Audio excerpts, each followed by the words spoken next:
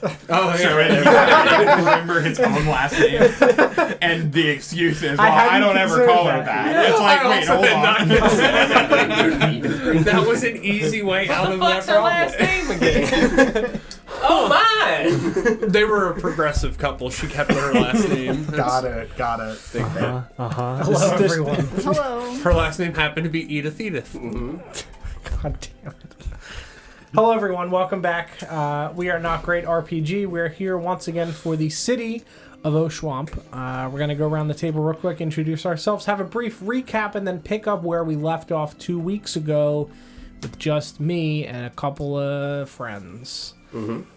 So always, I'm Don, and today I'll be playing Ethir, the Grave Domain Cleric Boy. Man.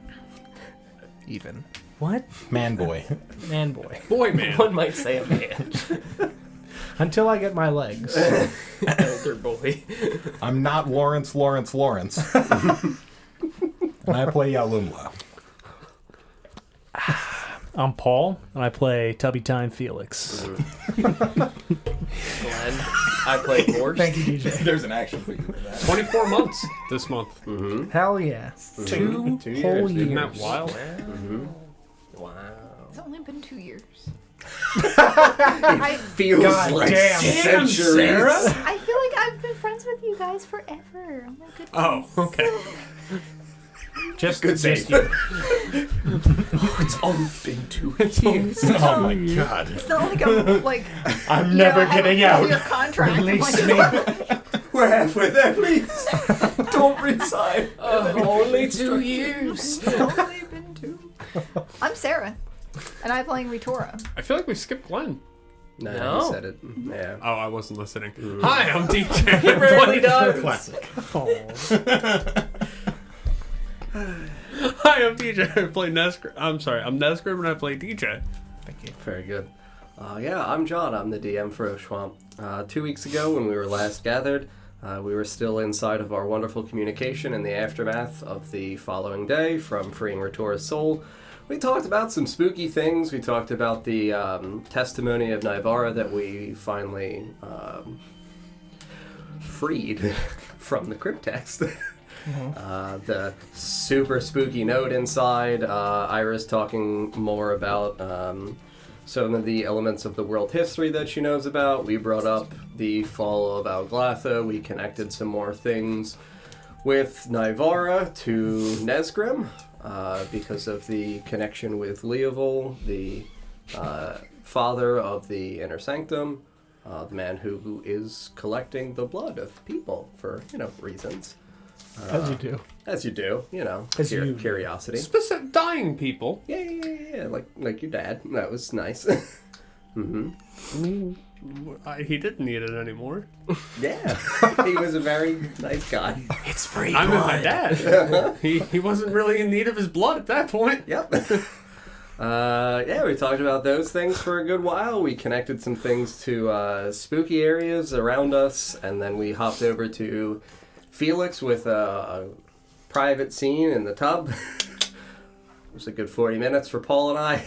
And then, when we were done, 40. Don came in, cleaned things up. As he does. When you'd finished. Yes, Who knew you could get when I've arrived. Who knew you could get so dirty in a bathtub? Right?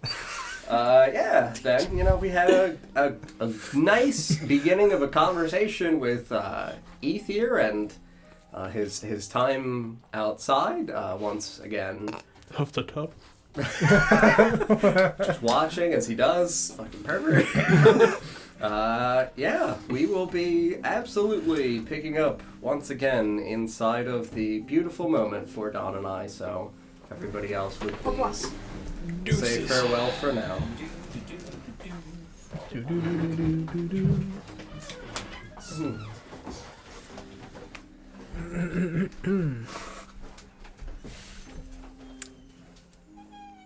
How you doing? Pretty great. How are you? Good, dude. Yeah, so you and I, you had obviously gone into your prayer-like ritual to attempt to directly communicate through Malo, after having the raven arrive, land in your hand, demonstrate some shadow, and you to inhale the shadow to enter into my domain. Yeah, Thank you. I did. I did do mine. this thing. Oh, dear. Yeah, and you find yourself once more sitting inside of the empty, vacuous void, the small, crackling bonfire, silhouetting with the flickering, licking flames over the large figure of a woman sitting in black cloak, sitting on a small stump, and you had sat on a log adjacent on the opposite side of the fire. And during your conversation, at one point, you talked about an individual that she indicates to you is from a faraway place and is desperately searching for her daughter, and says that you could assist this woman in attempting to find her, and that she is one of three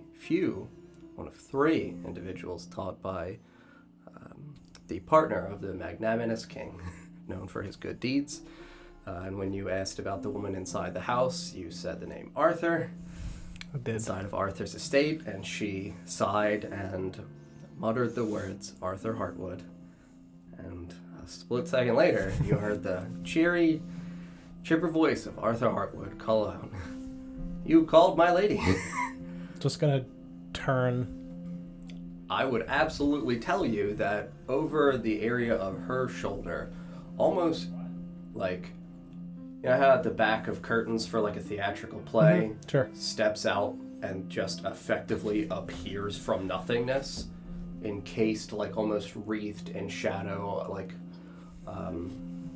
an aura, like a very thin, filmy gray aura around his figure, where you can tell like he's corporeal but not. Sure. Like, So he's like intruding. I mean, he was summoned, one might say. Yeah. And he, as he stands above, his head above her shoulder, you see his ghastly hand, encased in shadow and gray smoke, place itself on her shoulder, and he looks down at an angle and smiles in her direction. Oh, shit! Yes. Hello, Arthur. What the fuck are you doing here, buddy? I had almost the same question with different words for you. Why am I doing here? No, why are... Ooh. Well, I mean, I know. if you're interested.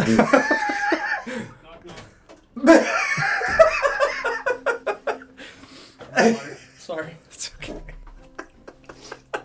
We have water. Knock, knock. How are you here? What do you mean? Always here. But you are there. No, I'm here. I don't really get where you're going with this, Ethir. We have spoken in your house. Yeah. This is not your house. Yes, it is.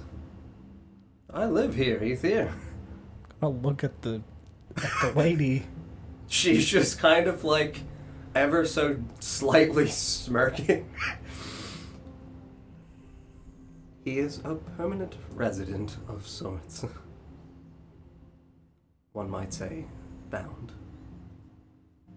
So he wanders in our plane. And he just kind of like slides his arm forward to give her like a little nudge. Old gal, you know you like having me here. Yes, Arthur, you have absolutely assuaged my solitude with your presence. Yes, I have. She just like literally shakes her head. Certain agreement was forged between he and I a decade or so ago. And he is attempting to uphold his portion of that agreement. What sort of agreement? And you just see Arthur just kind of like, look up at an angle, still like head kind of tilted so his eyes just divert towards you. I've got to kill things for her. She needs a lot of shit dead. And that's why I found you guys. To help with that? Yeah. There's a lot of terrible things out there, Ethir. I can't kill them all on my own. That is a fair assumption, yes. Well, I could kill most of them. But, you know, it's better to have company. It's lonely, ain't it? Yes, you could please stop pointing out the eternal loneliness that I have suffered for millennia. Ho-ho! Feisty. I'm just kidding, dear. You know how much I appreciate what you've offered me. Yeah. You definitely seem appreciative. Arthur Artwood, ever the gracious man. So, yeah. She summoned me by using my name, and I have to come. Interesting. Yeah, it's her way of making sure that I don't, you know, dishonor the contract. Understandable. A deal of sorts. And yes, exactly. My life for servitude. How did you lose the mines? Oh, how did I die? Yes. Oh, I was dying in the mines. Terrible ordeal. Dozens of men ripped asunder right in front of me. Flesh stripped away, bones harvested. Yeah.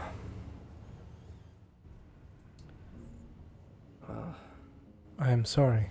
Oh, feels like an eternity ago, Ethir. Even though it wasn't, was it? She just looked at him. No, Arthur, we've been hunting. Yeah, it's very tiresome going through what we go through. Yes, Arthur, I know. Soon it will be done, and you will be able to rest. I get plenty of rest with old Wembley at my side.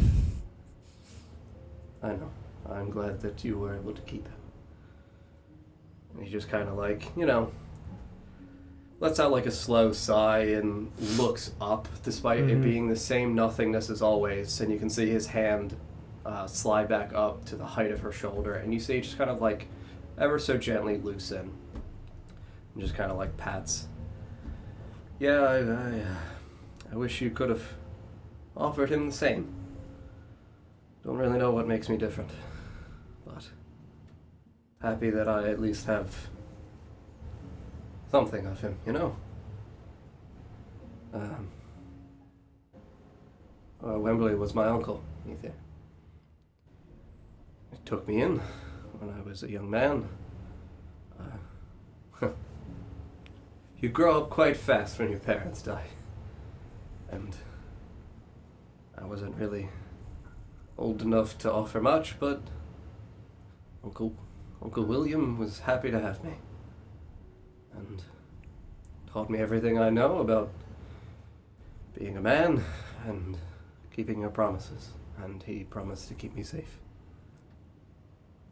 We were hired to go into the mines. My uncle had a few expeditions successfully completed before, and he was in charge of leading a group of dwarves inside. And it was my first time stepping out. I understand the importance of family, especially an uncle. Only family I had. I lost mine when I was young as well, before I came here. Yes, it's hard to find your way in life when you don't have good people there to guide you.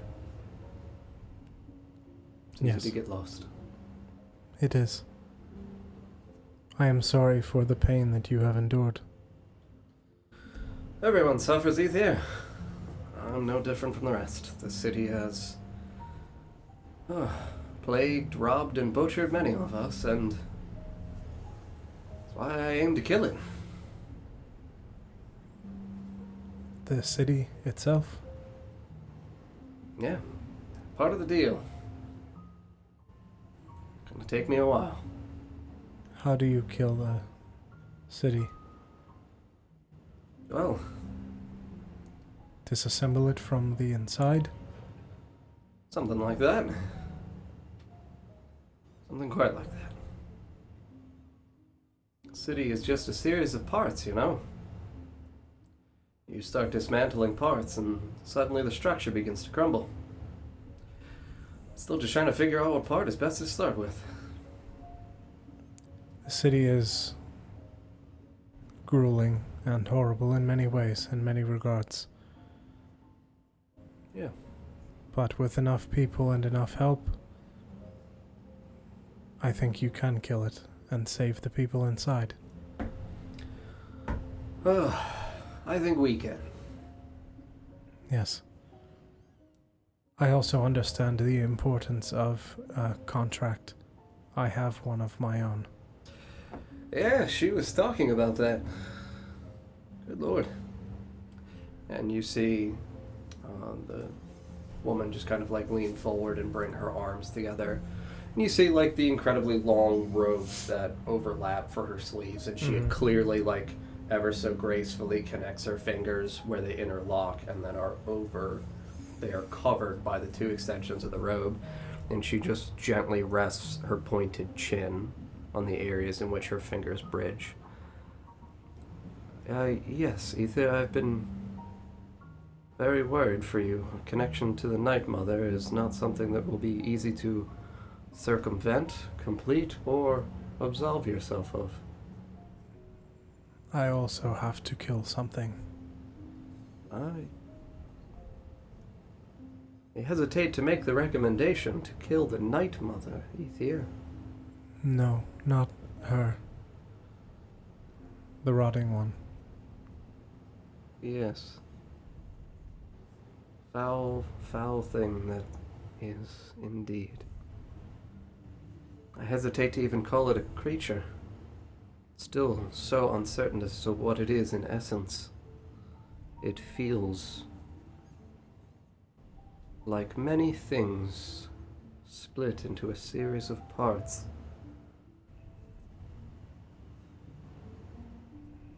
Severed and yet still in some way functioning as a whole in various locations. Difficult to pinpoint where the core of its existence is. Its reach is grand and extensive. It will be difficult, but I have no choice. No, sadly you do not. A task so grave that I fear what happens not to you should you fail, but to your friends.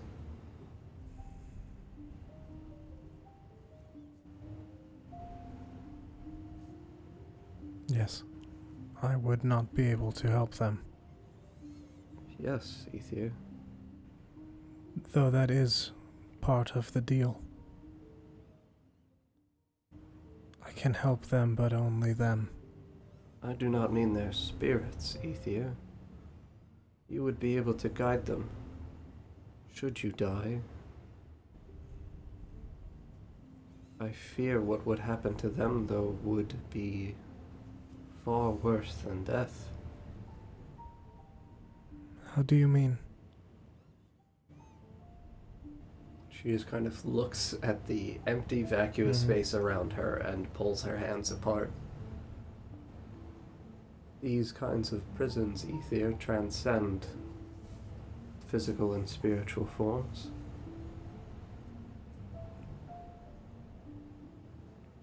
I often wonder how many other things there are out there like me, simply hiding or laying in wait for the right moment to strike. And I fear that if these... Arthur likes to call this my home. It's his way of trying to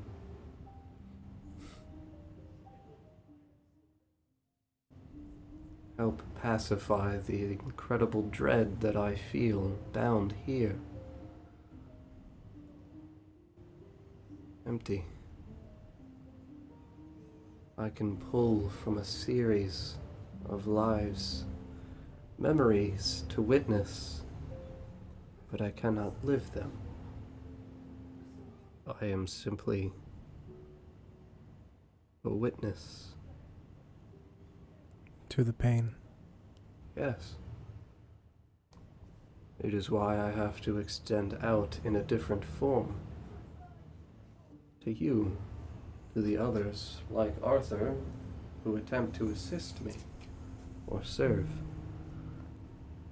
I am forced to, one might say, take a piece of myself as well, as so many of these wicked things have done. And you see, she just kind of like reaches in through the collar of her robe over towards her shoulder. And you just hear this like gentle plucking, and she pulls out a long, extensive black raven feather. I can give not life to this creature, but it is, as a part of me, something that when and she holds her hand out and flicks it into the fire, and you see as it is immolated and is encapsulated and incorporated into the smoke, that it has this sudden eruption of a darker gray gradient into black light and dissipates. I do not understand why this shadowing flame brings it back to your world, but it does. Another like Malo. Yes. A raven that I can communicate with and through.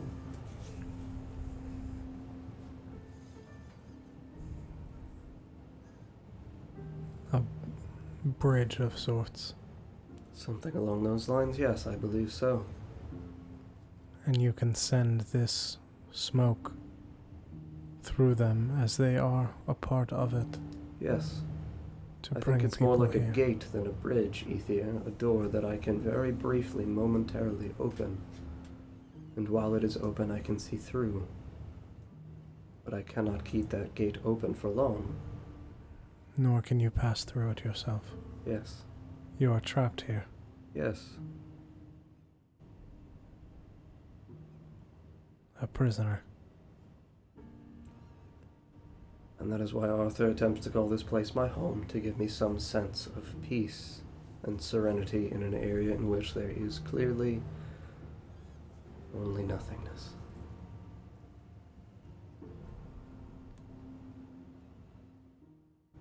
I am sorry for what you too have had to endure. This aloneness, this watching for, I assume, thousands of years cannot have been easy. Time passes very slowly and very quickly at the same time, Ethir. I have spent years simply staring at the flames, unaware that time has passed. It's why it's so important to me to know that I have the opportunity to, well, despite his charm, at least feel the comfort of knowing that I have someone who can visit me when I call his name. You see Arthur just kind of like, obviously having pulled his hand back. Yeah. Well, not many people I can talk to about the kind of strange existence that I've got at this point, We're, a bit alike, and there's a comfort in that. Yes. There is comfort in similarity. Yeah. I was, I don't know. Petrified of being alone. I don't know why that was the fear that was running through my mind as my uncle carried me back through the long, extensive caverns inside the mines. Old fool was bleeding to death, and still he carried me, knowing that there was, well, no damn way I was going to survive either. But, well, He could not leave you. yeah, he made a promise to keep me safe, and I think he upheld that even in death.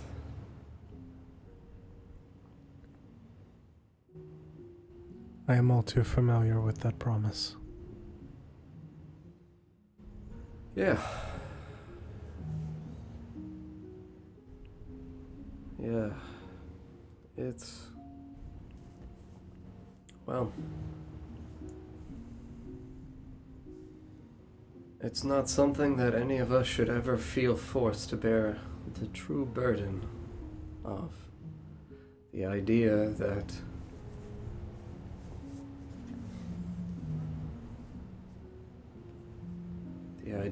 someone died for you. There is such an incredible sense of the guilt of a survivor that she knows very well. And she just, as he says the words like effectively the guilt of a survivor, you can see this incredibly like stoic, very reserved and poised figure just kind of like immediately a pair of tears like stain and slide down her cheeks to the edge of her jaws, and she just ever so gently almost rests and cups them with the backs of her fingers. Yeah. None of us were supposed to survive either, Arthur. That was part of the plan. You're not a hero if you live, Ethir. You're just a survivor who sits alone.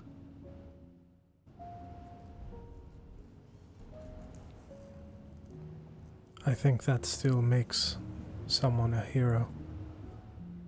Just because you fought and did not perish does not mean that you do not deserve whatever the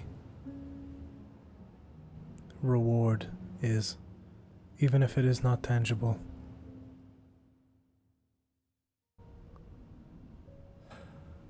You still paid a price and have paid a price.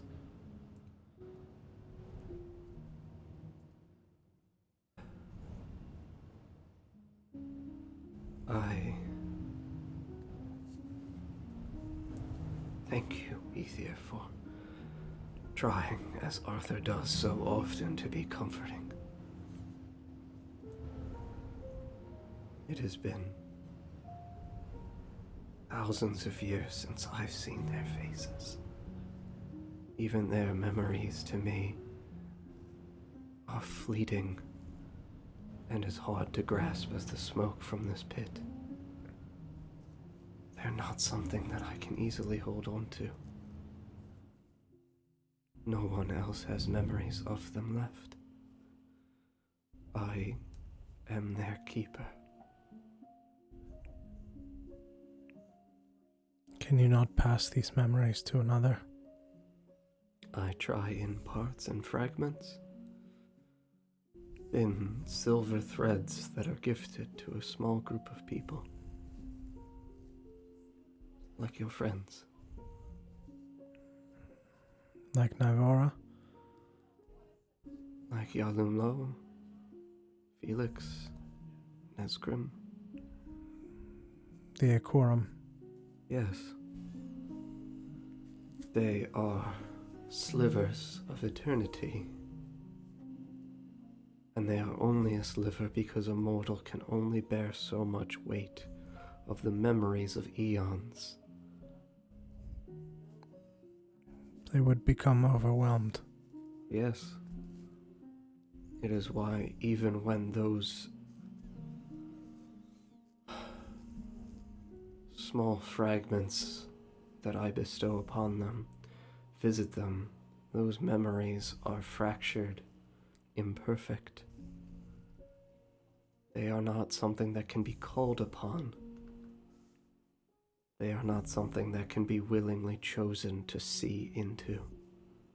They simply are. Yes. Or are not. Yes. I have tried to share the memories. I have tried to keep them alive in a different sense by sharing them. But people are fragile, unable to bear that weight. It's a little too...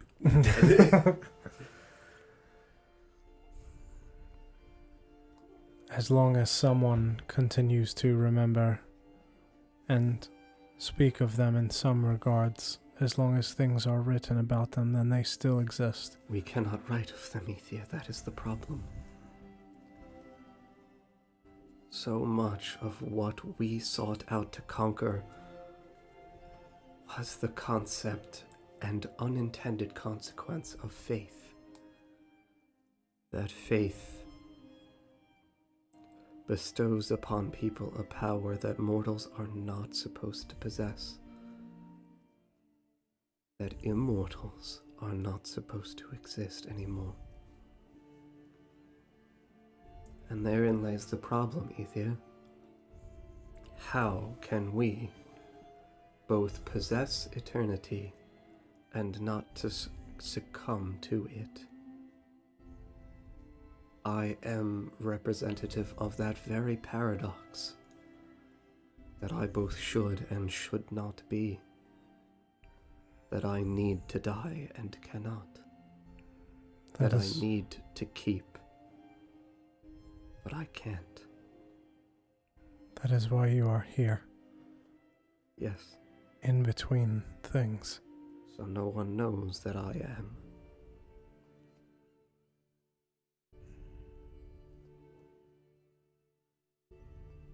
Even I, Ethir, fear what I would become upon accepting the position, responsibility, and power bestowed upon me, should the people know my name. I think I got it.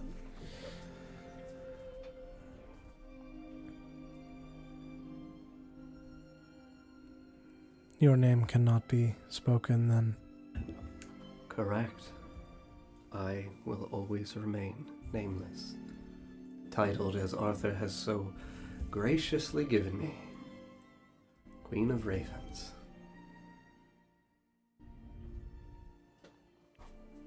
And Arthur just kind of, chuckles at first, and then it transitions quickly to like a very sorrowful sigh.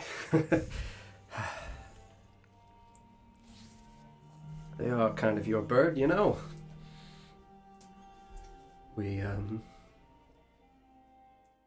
was afraid at first, dying. My uncle and I were right at the edge of the mines. Right at that threshold, and I could see out, and I could see the sun. And descending upon my uncle's body, ravens. I thought there to strip him of his flesh and eat of him. And it wasn't until, suddenly that sunshine was blotted out by an enrapturing darkness, and she welcomed me into her arms. I asked her name, and she told me she didn't have one. And it felt the most fitting thing to call her. So majestic, regal. And, a bit fitting. It is a fitting moniker for someone such as her. And she just kind of like laughs. Yes, I am far from royalty. But thank you, Arthur.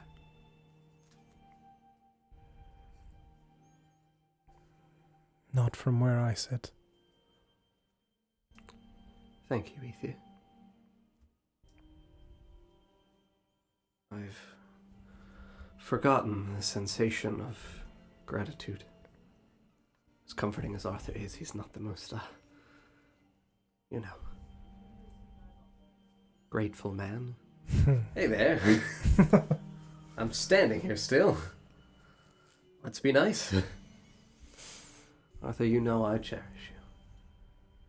There's a reason you get to be Arthur Hartwood. Yeah, I know. Happy to be. You know why we have the family name Hartwood, Ethir? I do not. Sturdiest wood at the center of the tree. Hardiest. We're what's used when everything else is gone. The last piece. The last piece. Before the tree falls. Catch my drift. I think I do. We definitely don't want that tree to fall, do we? We do not. No, we don't. Your friends, Ethir, are good people who crave freedom and peace. And I am sorry to say that they, like my sister, will not find it. Your lives are not, I hesitate to say not your own, because it is not as though you do not have the freedom to direct yourselves on this path. But the path is winding and branching like an ever-expanding web. But there is a center, and you must find it.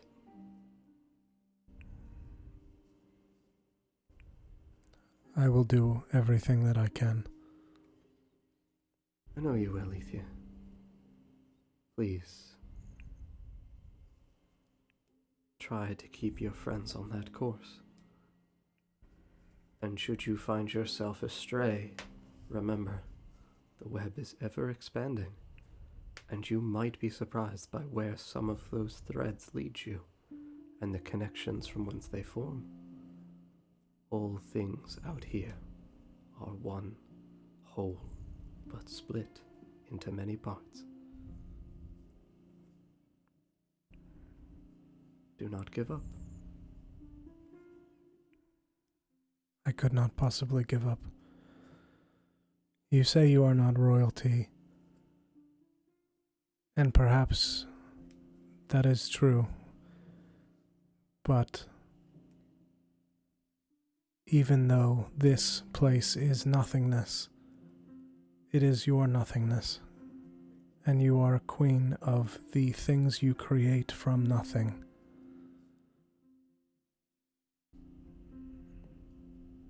Thank you, Ethir. I will tell you,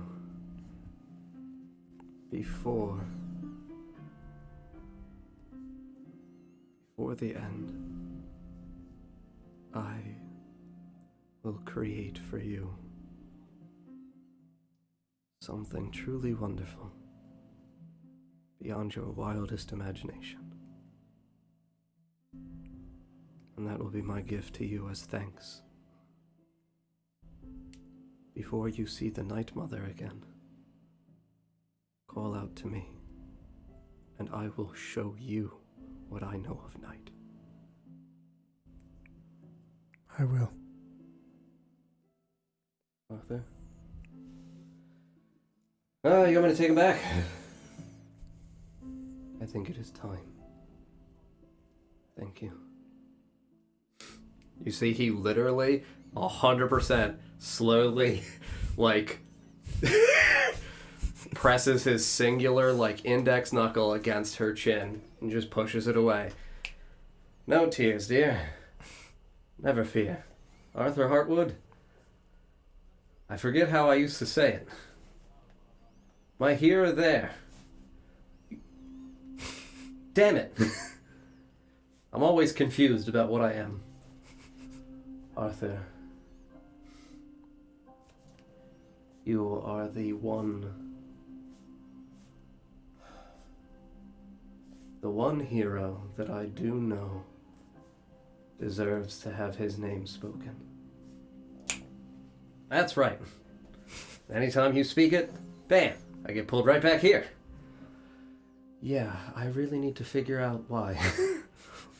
You don't... Oh, that concerns me. Probably fine. It's definitely nothing that I should read into, though, right? Probably not. Alright, you keep track of my soul, and I'll keep track of this body for you. Don't lose that one this time. You got it. Ready, Ethir? One final question before we leave, if you don't mind. Gotta go. I'm just kidding. What's up, buddy? And I'm gonna look at her. Mm. Do these ravens you send, do they have names? I mean, I have never named them. But can you call them if they did have names? I imagine so. Perhaps Arthur is full of this same smoke. That might be right, Ethir. You did kind of breathe me into life, you know? That whole thing of, like, I was dead, and you were like, hey, you've got to go. And I was like, wait a minute, no, I've got things to do. And you were like, well, I'm sorry, but you literally died, Arthur. I was like, well, you know, that's not going to work for me. I'm very sorry. I don't know why I let him live. Good God. Come on. You know me. I'm just kidding. I know that I'm not the best at showing gratitude, but... well... I don't know where I'd be without you. Literally and figuratively. And he wraps his arm around her shoulders. And he looks over at you. You know... part of why I was afraid to die was what I would become when I did. Wasn't that great of a man and didn't live that good of a life. And even though there's not really much for me to think on for where I'd go or what would happen to me, the idea of nothingness was as scary as any other form of damnation or...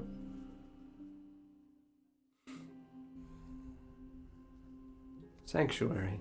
But she understood when I said I can't die. That I had to live. And, well, she let me. I think much like she is the keeper of the memories of her forgotten friends, and that my friends have a peace.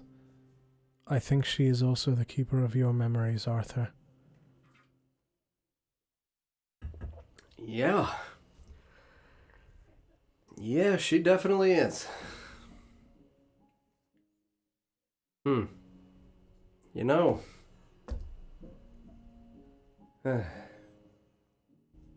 she reminds me of somebody, buddy. She reminds me of you.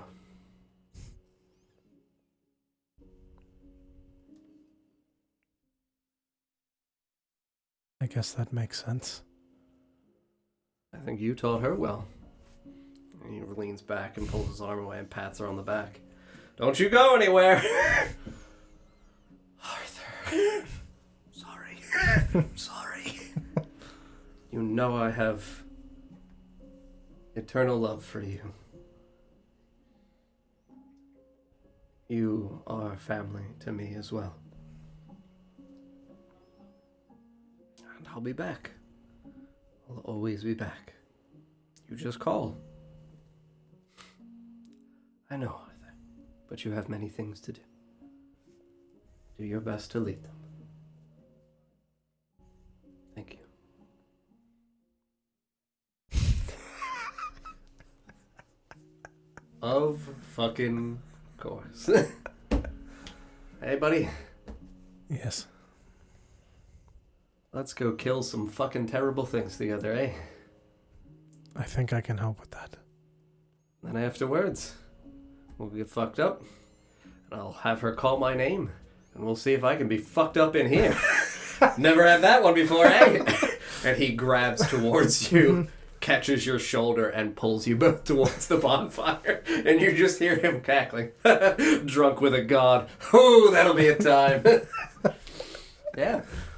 And I will tell you that right where you were sitting outside, you feel yourself almost lurch forward and like fall to your elbow and knees, resting on the ground. Yeah, definitely hurts. And you do feel Arthur's hand holding at the edge of your cloak. Hey, buddy, what you doing out here? It's cold. Yes, very cold. Very cold. Well, hop on in. Yes. Still hungry? I could eat, yes. No problem. And he's gonna pull you up by, like, you know, his forearms underneath your shoulders. I didn't really have a younger brother, but I could give you a piggyback ride. I do not know what that is. Me neither. Okay. Something in me just said those words, and I don't know where they came from. I would love whatever this is. A piggyback ride.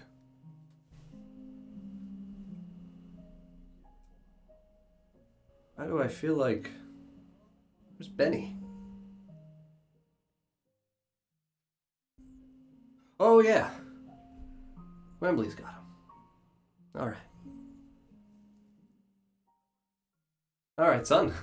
And he leans down, and he absolutely lets you fall onto his back heavily, tucks his arms underneath the back of your knees, and just naturally stands. You're heavier, aren't you? Oh, hey, Ethir. Are you alright, Arthur?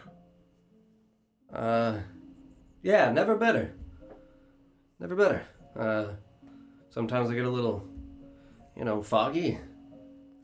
Smoky. Sure. I could smoke. You got one? I do not. I am Oh, sorry. shit. Well, I'll have to ask Wembley. Alright. Alright. Let's get inside and get some dinner, son. He starts walking you inside. I'm gonna call the other people back in. That's interesting. Uh-huh. Does not remember. Oh boy. That's a problem. That's kind of an issue. Uh-oh. I don't know what you're talking about.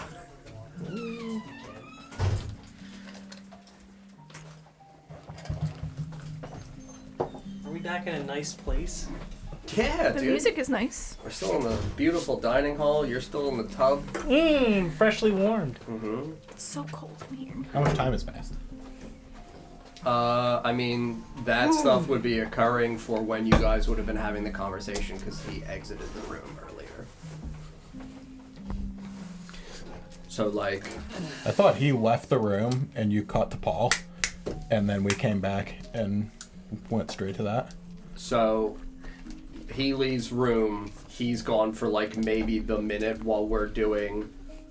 Like, again, in sequencing of time, he's not gone for more than, like, a minute or so. Gotcha. So it's like, if you guys had a singular question or two that you want to resolve before he's coming back. I was trying to wrap my head around where we're coming back at. Yeah, no, it's literally been, like, a minute to 2 minutes while he's been gone. He was like, I'm going to go outside and get some fresh air. Bam. If you guys do have questions, totally fine. I'll kick him out for the minute. If not, it'll result in him just coming back. There is an alert on the computer. For... Can't remember. Do you want to install? Do you like to download? fine. Oh, Yeah, yeah, it pops probably up. the Yeah, one that dumb happens thing. every so often. Yeah, I mean... Oh my god, I didn't even see this. Sink the Dragon, thank you for the $200 donation. God. Oh my Thank god. you. Good Thank lord. Thank you.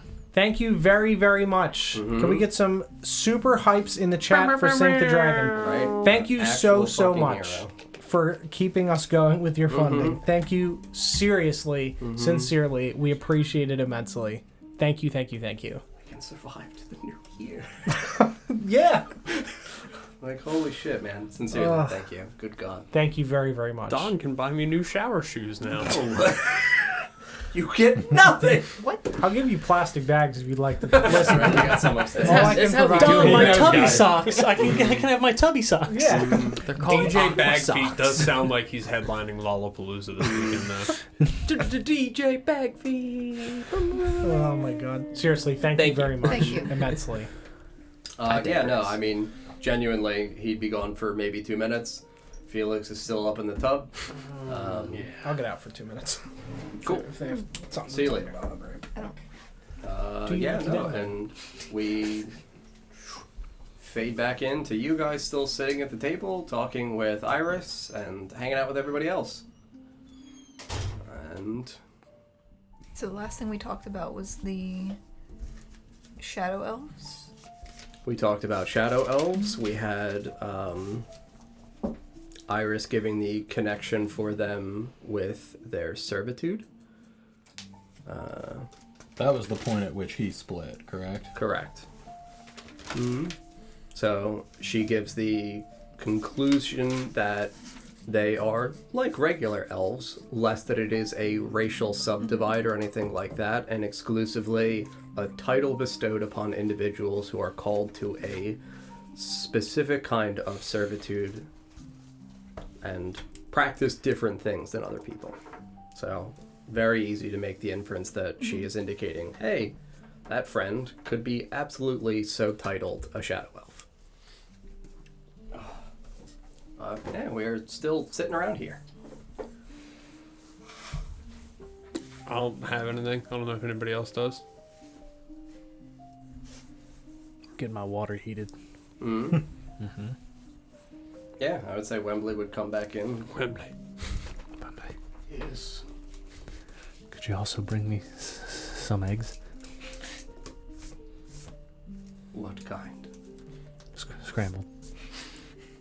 Hot spring. I'm actually still underneath the water saying this into his mind. Water. He would be looking up over. Understood. Anything with the eggs, sir? I'll shake my head no. Do you need them on a plate? Shake your head. I want him to just dump them straight in the bathtub. I Yes. could put them in some kind of long, hollow tube. No! No! We're not doing egg tubes again, John! No! Are you not I familiar will with the be egg right tube? back. You've piqued my interest. The tubes. Yep, and then a minute or so later, Wembley comes back with like about the egg a 3 foot long, enormous, hollowed out wooden tube. What the fuck? And he just holds it with one hand underneath. No! I can insert it.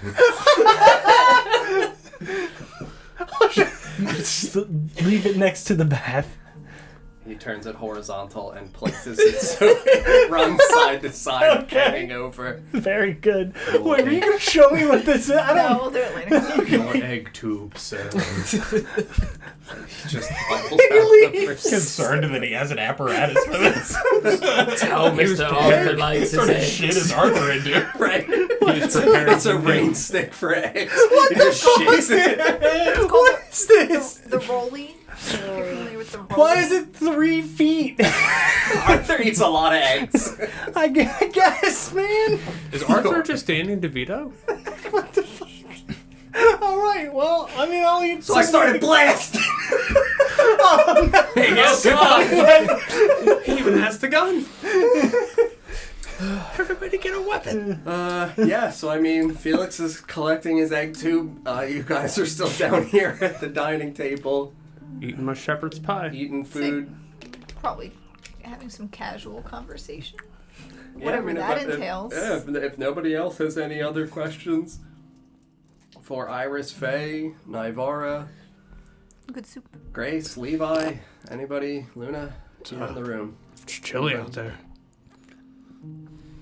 Yeah, it's... All of them in unison just nod and then slowly shake their heads. Sigh. You guys smell eggs?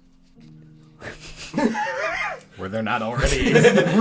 I mean, More eggs. I definitely did describe it Your as sense of breakfast smell's for dinner. really good. There's So definitely there's eggs. definitely eggs. Two things. But now, Fresh eggs, right, now I'm right. smelling fresh eggs. Yes. That's what's alarming. What's Weirda mean, been like- doing? Rita More has than been that just housing like 38 It smells pancakes. like. He's got a carb Like a load. stack. Yes, he just has like plate after plate of like 12 stacked pancakes. He just is Scooby. that he just like He's my takes dog. a gravy boat of syrup and doesn't use like the actual pouring tip. He just like dumps flips it over and then just watches the syrup rain down, and then stands and just as many as he can in a single bite. He is Scooby Doo.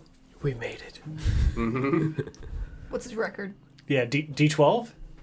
For D20. pancakes in. Yeah, how many can he- Yeah, no. Well, All 12. He's a hero. ooh, only 4. They're thick pancakes. These Those, are like, some Japanese, like, yes, fluffy like pancakes. fluffy boys. Mm-hmm. It's actually a 4-layer cake. At what point does a pancake become so thick that it's just a cake? When it's not made in the pan anymore. Killed him. Yeah, I mean, everybody's sitting around. You know, obviously they would begin having casual conversation amongst themselves. If nobody has other questions, I will summon ye old Don back in. That's up to you guys. I'm good. I just wanted to laugh a bunch while he was out of the room. Yeah, that's fair. And questions? All set. Specific. Just Shoot, casually bam. chat with the Mhm. NPCs. Yeah, I mean, talk about like, oh my god, like it feels so nice to be home. Everybody's obviously elated that you're alive and have survived and that everybody is recovering. And then you hear the door to the dining hall like burst open. And you see I smell jerky. Arthur standing with Ethir on his back. No, just Conscious? Yeah. Arthur, like Ethir's head just Barbecue? kind of like here. He's looking around confused, and Arthur's just got him in a good old piggyback. Hey there, friends. Found this guy outside. Hello. Ethir, what are you doing? He was laying in the fucking cold. This is called a piggyback ride, apparently. Catching a lift. Yeah, just rolling in the snow for some reason. Ooh, your legs are warm. Yes. Oh, that's right. Unfortunately, yes. You need legs. I do need new legs, yes. Good. good. We talked about this. We did. Silver ones. Certainly. I definitely ordered those, I'm sure. Wembley! You just hear the like slow, heavy thudding steps. And then, you know, Wembley just in the hall, obviously behind you guys, and he turns. Pair of silver leggies for the elf here. Sir. What?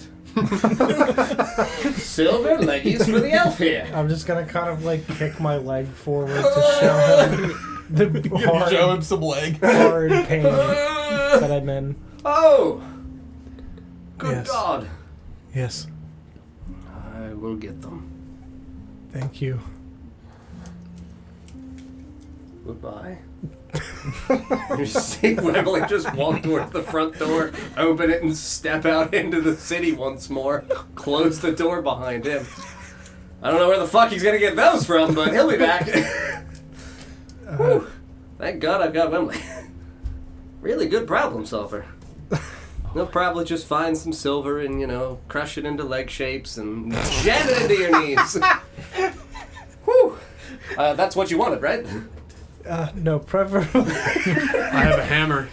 Hammer! Preferably more functional than silver sticks would be great. I would rather not hobble. Oh, trust Wembley to settle those matters. It's fine. I gave him the order. Silver leggies. He'll figure it out. All right. I'm hungry. How about you? Yes. And he just hobbles you over and slaps you down into a chair. Pushes your chair in. All right, son. Have a good meal. Thank you. He turns and he starts to walk out back into the hallway. Welcome back. Thank you. That was whatever it was you were doing outside. Enlightening. Fair enough. I spoke with my god, I think. Again. The Raven Queen. The fucking what? Yes. That. Arthur showed up. Well, he just What do you... walked out to get you. Yes. I am not sure that he remembers being there. Outside. No. Do you remember when I described being in a circle with a campfire with nothing else around before, when I spoke with this shadowy figure? Yes. I did. One of your vision type things. Yes. We were speaking of the Ikorum and other things. I had questions for her. And she said Arthur's name and he appeared. Is that a power she possesses? She can summon... Not exactly. Did she seem surprised? Not remotely. I think he tortures her a little bit. What? They are friends. He says things to her similar to the things that Nesgrim sometimes says to people. Such as? Can you give us an example? I cannot possibly come up with something. A Nesgrism. I cannot possibly. When do pancakes become so thick that they stop being pancakes and start being cakes? Did he call her a cockatoo? Did he say something Or a like that? parakeet? Not exactly. He Did he mention crying? No, he did not mention crying. She has been there, hiding from something for a very long time, and Arthur said something to the extent of "don't go anywhere." That type of harassment that Nesgrim does to people. The unintentional kind. Yes, but his seemed more intentional, Mm. as does most of the things that Nesgrim says. So, is Arthur a Revia? No. Arthur is like a bag of smoke. I do not exactly understand what he is. He is not alive, but he is not dead. Anybody else in the room look weirded simply out by this? is. I mean, the people of the guild. I'd be kind of shook because he should have come up with my divine sense. Mm-hmm. So I'd be a little shook. I mean, you don't know what a thing of smoke is. He said he's not alive or dead. Mm-hmm. So he's not So he undead. didn't come up on it. Correct. So all right, fair. All right, He's not undead. Mm-hmm. fair. Okay, never mind then. It's not an alive test. But no, the people of the guild would be like, I don't know, Levi's running around with bread. Yeah. Luna, understandable. Grace, and Faye are talking amongst themselves, not really like paying attention. I would say that the only person who's remotely like listening, like clearly listening, would be Iris. Yeah. Like, and she's just more staring at you like curiously.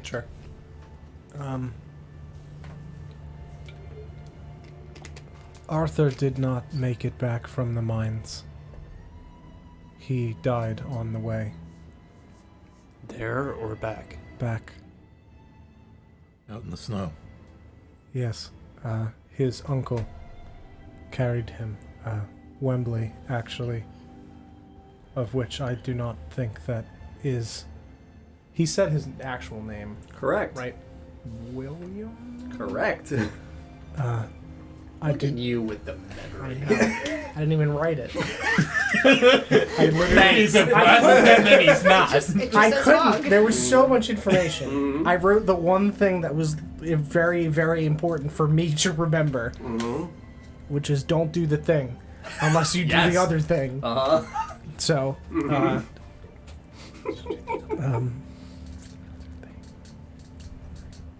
I believe Wembley is some sort of recreation of Arthur's uncle, and I think that is why he calls him Wembley. Probably that same type of harassment that he does with her. Something to the extent of when he died, he said, "No, thank you, I have things to do." And she said, "But you are dead." And he said, "I am very busy." I mean, Yeah, no, you're not wrong. that's Ethir's retelling. This is Wembley, you're saying? No, Arthur. Arthur? He's earned Felix's reputation. and then I'm very busy. she stuffed him full of smoke and sent him back here. It's really unclear.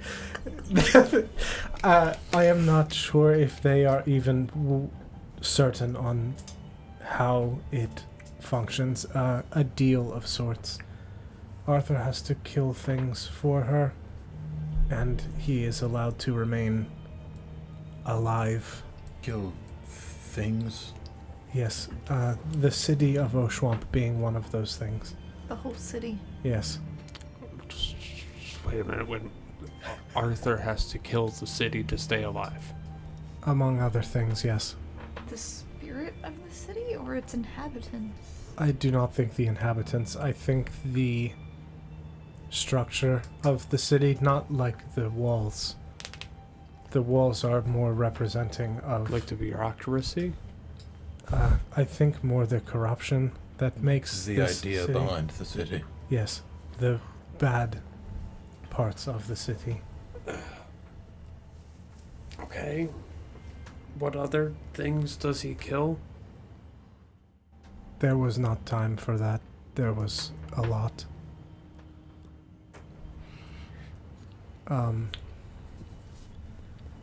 But the Raven Queen, as he calls her,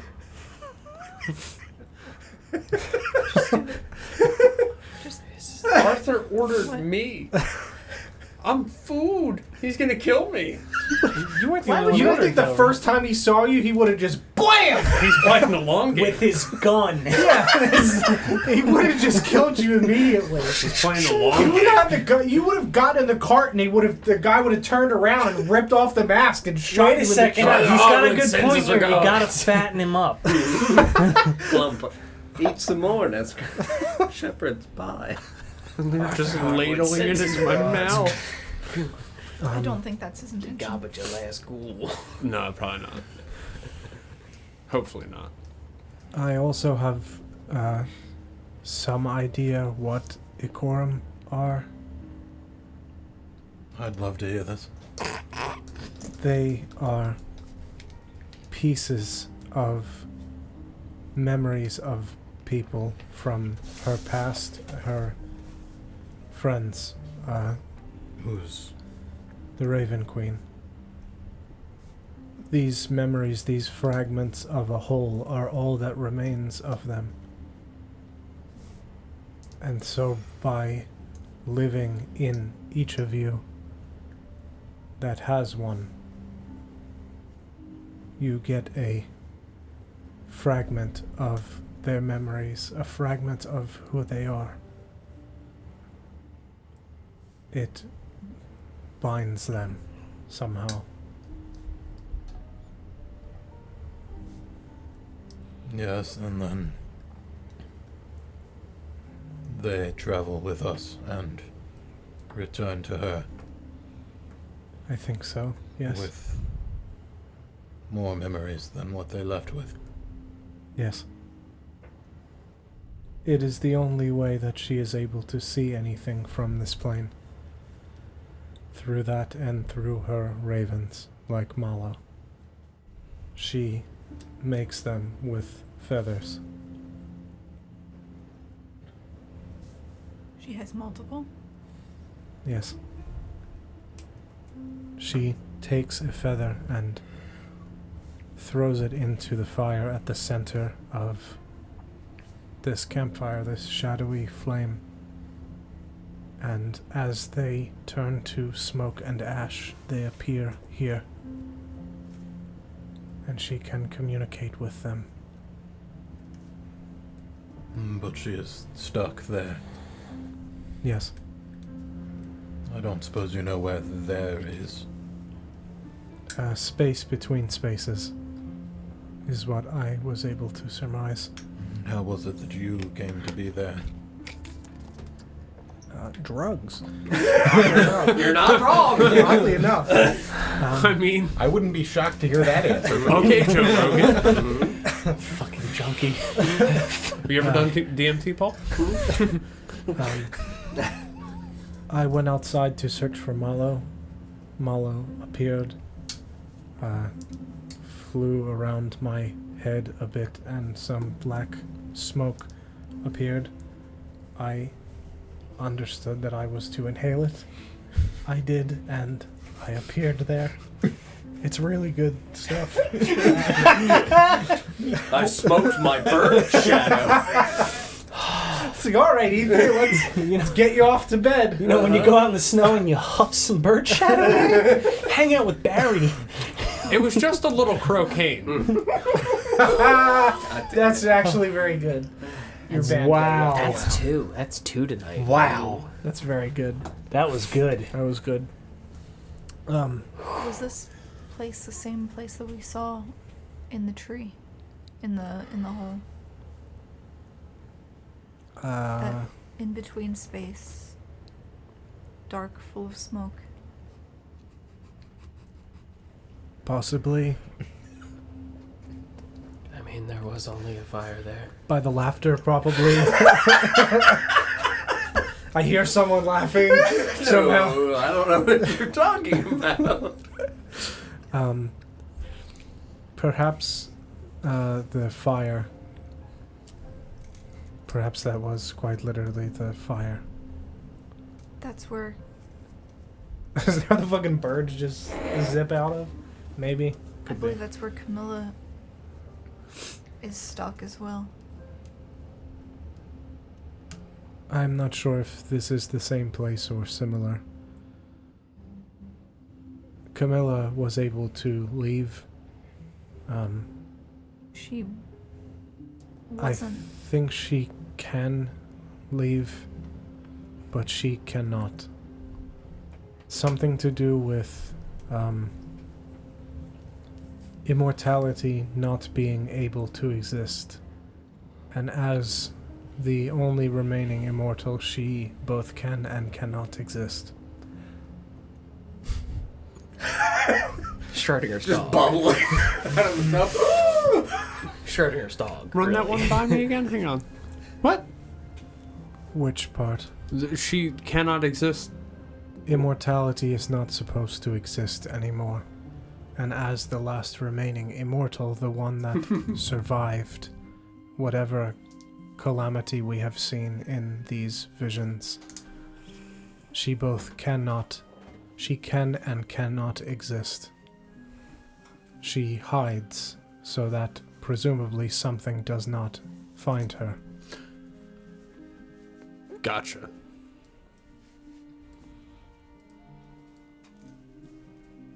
You say he's not supposed to exist anymore?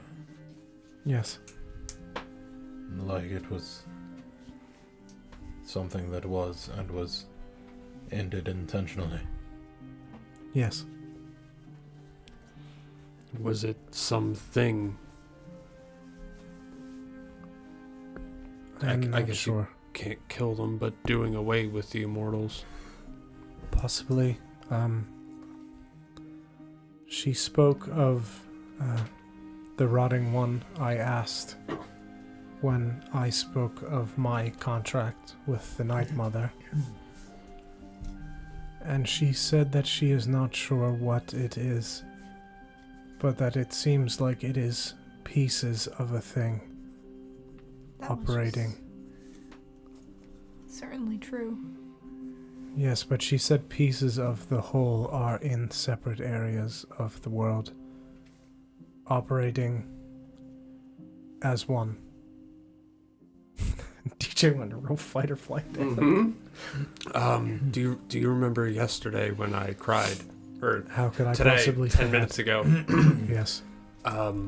Someone made a mention that I have pieces of the dragon from the vision. Yes, the wings, Is that probably. so? The rotting one is the dragon. I think the rotting one is A piece. a piece. I think that which you have is a piece of it. Hiding. You may want to speak to a doctor. I just can never.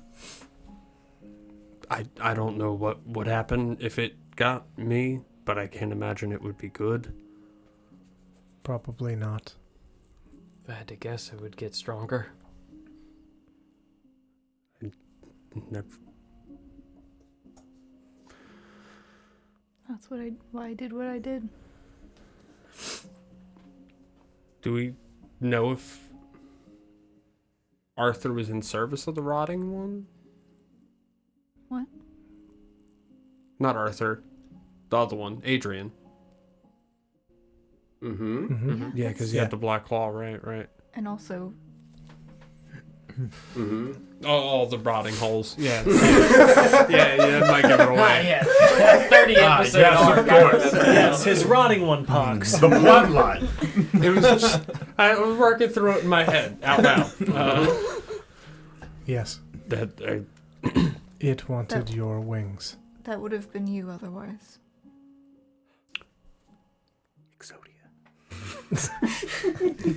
His wings are related to the fallen king, Is in a way.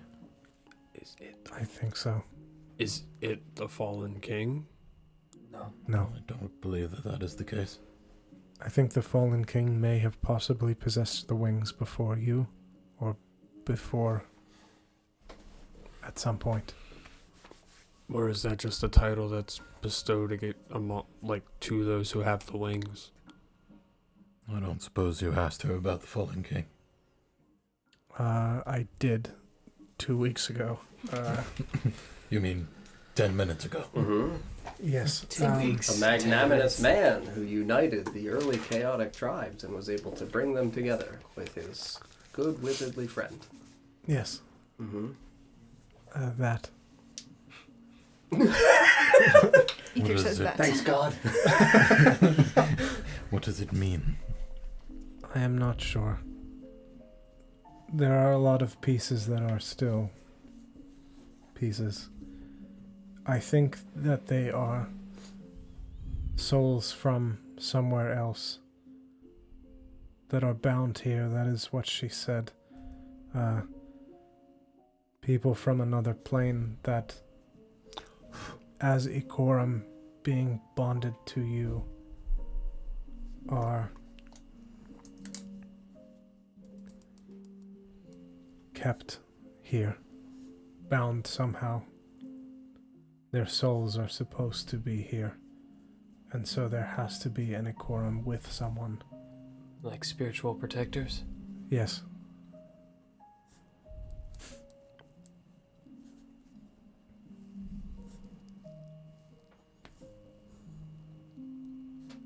She also said, and I'm just gonna kind of like Mm-hmm. look around. What are you looking for? Ethir doesn't know, so Okay. I'm just looking around. Okay. that there was somebody. someone from far away looking for their daughter that I could possibly help. In Arthur's house. In this very room. In his Hold on while I press the issue. In here right now. In that general vicinity. Could be anyone. Among those people. People old enough to have daughters. Yeah, I mean, I would say that, like, you know, all the various ladies of the guild and our good boy Levi are just walking about doing it. Now, Levi is walking around still with bread, just like, honestly, very much like leading a marching band. That's exactly what I was around searching. the table with no one following behind him. I was just gonna say like I was little literally shadow spirits or anything. I was literally gonna say like a soldier just oh my god. Marching that's away. You know, Luna still talking with Grace and Faye. And Ivara. Iris still like staring and looking at you, just listening to your conversation. I do not know who this person is. It's not me. I did not think it was. I mean, What a relief. I do not think it is any of us. Are you certain it's not? Now, John, if it's no one else. I don't think you are. Do you have a daughter, Nesgrim? God, do I have a daughter? Dear God. I feel like you would have told us if Nesgrim had sex at any point, and I feel like we had the conversation about the fact that he was a virgin on stream. Yeah, 90% of that answer was a joke. I have no idea. Okay. I'm gonna make the assumption that that was true. Has Nesgrim procreated any baby Nesgrims? I sure hope not. I mean, it's your bet. Did he? Not to my knowledge. But to my knowledge, my dad was just sick and died. I didn't realize there was some big conspiracy behind the man's death. Yeah, but you knew that he died. I feel like you would know. I will permit you to say whether or not Nesgrim is a virgin. I would indicate that you would have no cause to believe that you have procreated. There you go. That didn't answer the question. It's not me. Okay. She did say that it was a woman, so I assumed. That kind of rules me out I pretty also quickly. did say that. I stopped counting months in the tub. That's also. It would be just you. Yeah, it would just be Yes, me. which it is not. It's not me. You. No. Yes. Yeah, I mean, they're sitting around like they're clearly not claiming this. It is possible that they do not remember. Arthur seems forgetful since we returned. He seemed rather confused. Like he found me in the snow, but he was most assuredly there. And here at the same time. He called me son, as you pointed out. He asked where Benny was and said that Wembley had him. I'll admit, a bit worried about him. Where did he go? He left the room, right? Hmm? I didn't. Should we follow him? I wouldn't. This is a very large house, and I would be very wary of sneaking up on Arthur Hartwood. I'm not planning on sneaking up on him, but if he's unwell, I Since physically then, I couldn't. Yes, perhaps Nesgrim should search. You can. He's got this new cool armor that allows you to do that. Yeah, I'll go wander my way around, see if I can find him. How should I let you know if I do? And just I need make help. Sure. I mean, we You need just help. yell. Okay, Yes. that's Right, good. don't attack. What are you? I'm not going to attack him. You can cry. Just make sure No, he's. no. No, in case he needs help, and I need help helping him help himself. What? Yell help. Oh. But not a terrified help. You could just like rattle your armor. I'll just jump up and down. Okay. I Oh boy, danger! Yay! Suffice. Okay. I'm gonna go start hunting for Mr. Arthur Hartwood. Fantastic. You step out into the hallway once more. There's the, bisected staircase that ascends up. So you're coming out into the foyer. I'll tell you that literally as soon as you open the door back out into the foyer, you see that Arthur is standing just to the side of the foyer at the beginning of a hallway, looking up at the painting of him, Catherine, and young Ben. And he's just staring up at it. Oh, Arthur. It's a beautiful painting. Yeah. Yeah, it is, isn't it? Happy family. Right. Yeah, they sure are. Kid looks full of energy. Yes, he is. Say, what's your son's name again? I'm sorry. Benny. What did Benny look like? Painting. Right, okay. You're looking at it. Just trying to establish that this man knew what he was looking at. I mean, that's Man. fair. The alternative was, hey man, you know what you're looking at? What do you need, Nesgrim?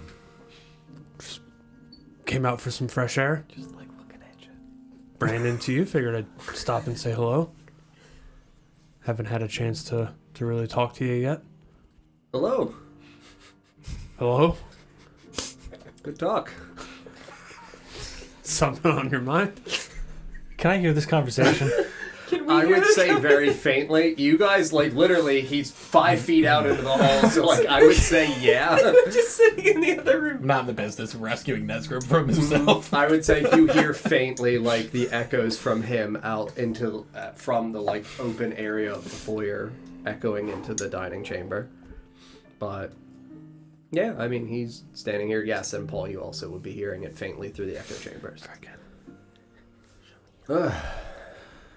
What'd you ask?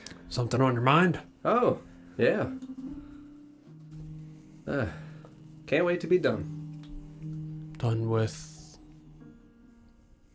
Everything. Busy man, I'm sure.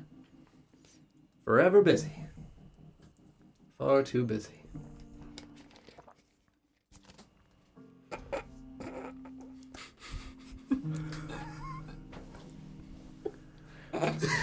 I'm gonna ring the bell. I'm trying to... I got nothing coming to mind. I'm gonna ring the bell after the silence. Oh. Somebody's in my tub. Yes, I believe that's Felix. Alright. I'm gonna go check on him. You want me to? Yeah. I suppose He's your friend. Do you want me to walk in on him naked? I don't want to walk in on Does him Morse naked code either. exist? Does Morse code exist? I would say probably not. Wembley's gone. Damn We feel it. another old man. Yeah, I would say probably not. Okay. Yeah. Are you sure? Like an inner Felix, calm. do you need help? Give me 1 ring for yes, 2 for no. I'm...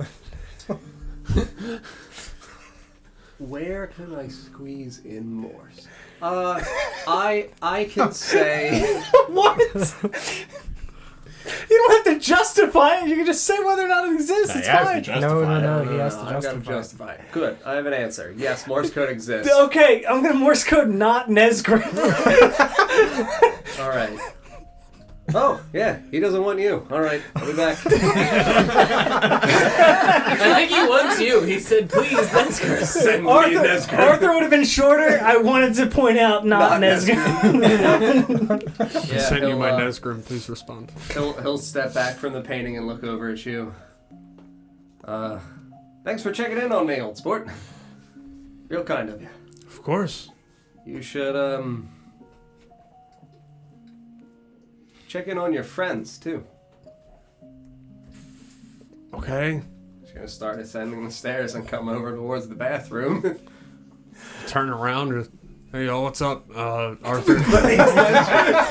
What's up? While he was out of the room, I would have just looked at everybody. We have to kill him. We have to. No, we can't. He cannot die. Should this be a thing I don't hear? Probably. You want me to fuck off Yeah, real quick? probably.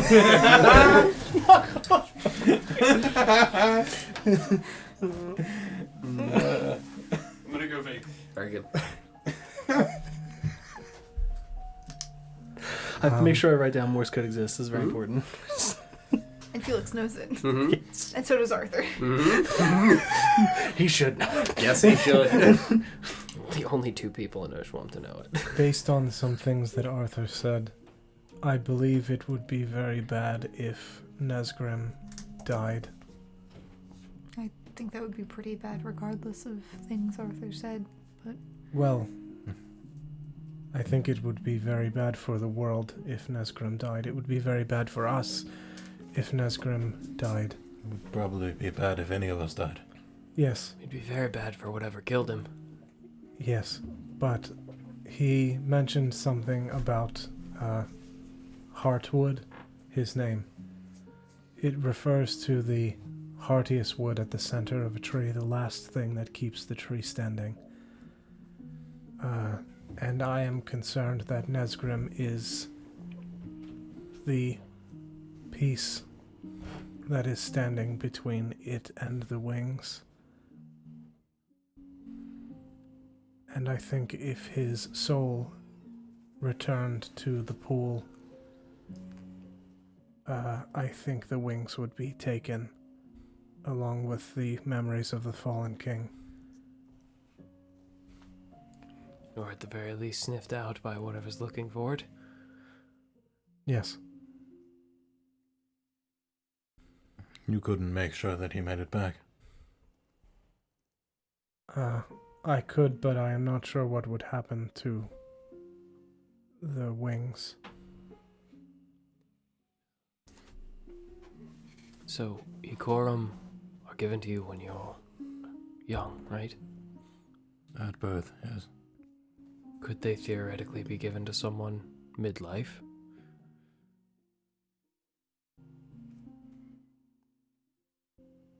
It's certainly not common practice. But based on what we saw in that vision, it isn't in you at birth, so theoretically, I suppose that would be possible. Yes, the raven delivering the thread.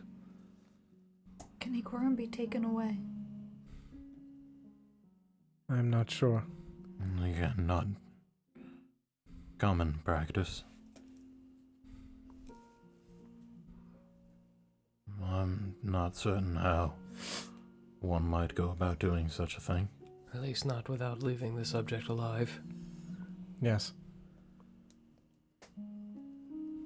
It was made very apparent to me that all of us are extremely important in whatever this prophecy is. That despite the illusion of choice, we are fated to complete this task.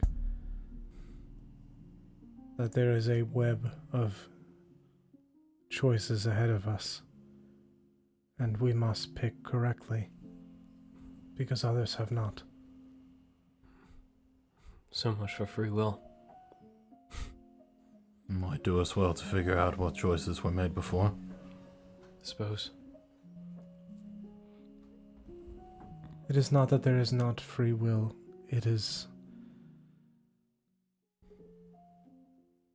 I am not sure if there will be time for another like us, if we should fail.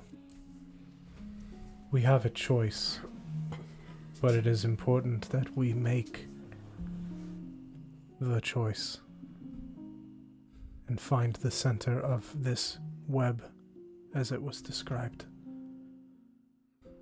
No pressure. Yes. At least we have a lead on trying to find past choices. Yes. Guess we're gonna have to pay the Inner Sanctum a visit at some point. they've got some explaining to do. I'm not sure they will be so eager to talk.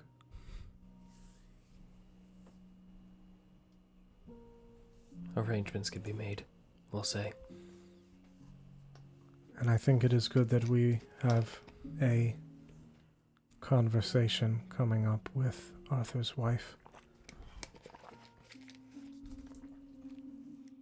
We might be able to get some more information from her as well about what, if any, she knows. Yeah. And why she is how she is. Like, if memories pass through blood, as was shown with Naivar's visions. Yes. I'm curious as to if any is passed through with, and I'll gesture to Corin, that process. What? That was me, not you. I know. But Corin heard his name. And he is sitting in a corner. What? When you were changed. Yeah.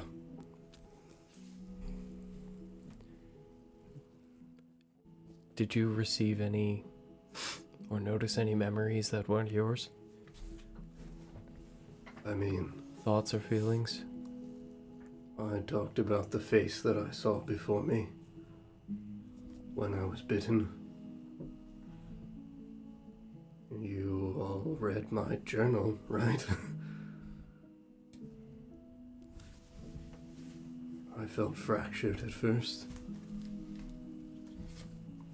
Unsure of who I was and what I had been. Not sure if memories were mine or something else.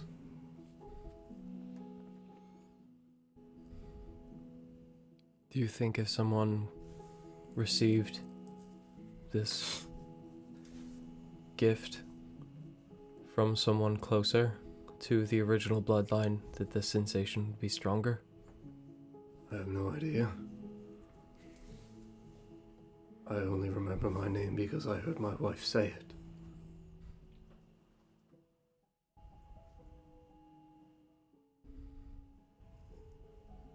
I'm glad you did remember.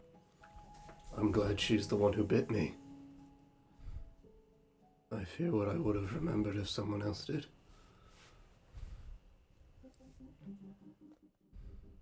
Someone else's life. Yes. Mm-hmm.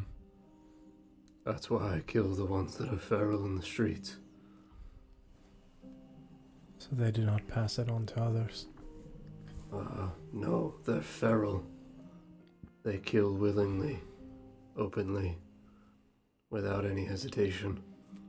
They are monsters and not remotely reflections of the humanity that they once had. Yes. But I mean, if this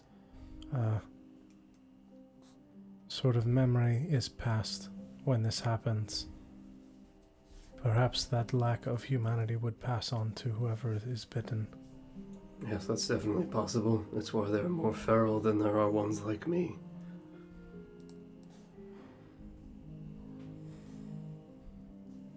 So perhaps Arthur's wife has some memories Yes. stronger than those that you guys have seen before. Depends on who bit her.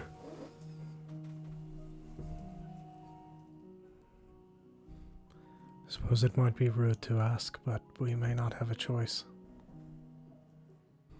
I don't All's think fair. Catherine will care.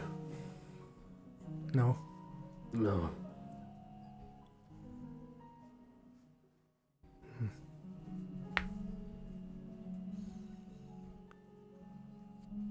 She was quite upfront last time we spoke. Yes. She did take a liking to you. What can I say? Puppy dog eyes. It's a lead at the very least. Very much so. I have to wonder if any of the Akoram present in our number are previous witness to other groups. Not the place to ask, guess. I have to ask why us. Why anybody? Arthur sent for me. And for Nesgrim. I think his part in this might be a little more obvious, but... What were you doing before you were forgotten?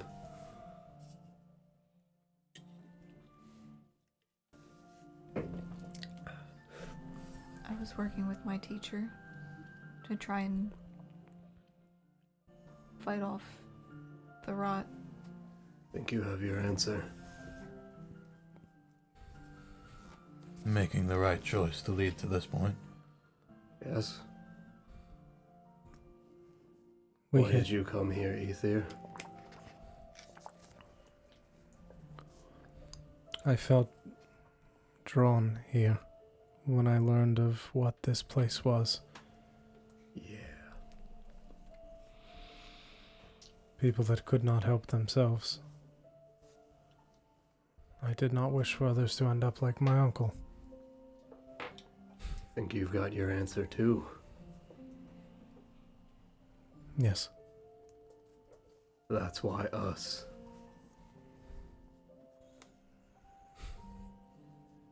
We fill a role. You made fitting choices. Yes. The correct choices. I mean, I don't know about correct. Good choices. But it's what led here. Yes. How do we know which choices matter? I guess it's the ones that keep you alive for now. I'm guessing the prophecy doesn't care what I eat for breakfast. Let's just hope it's something cold and you're sake. At least not hot.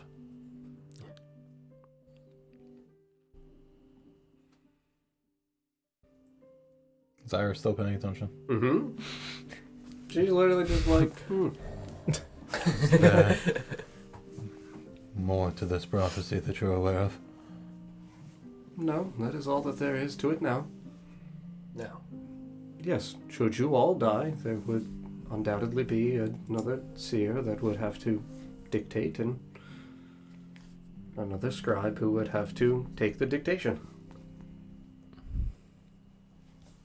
It would now no longer be Naivar and I.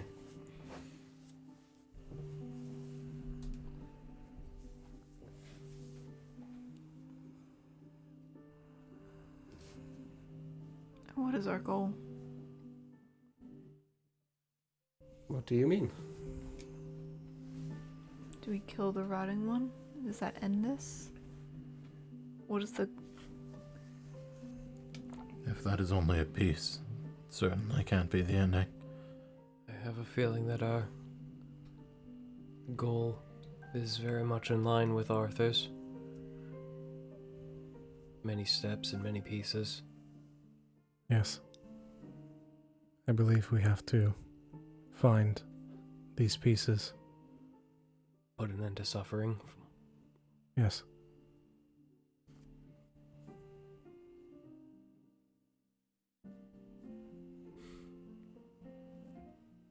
There is much to do.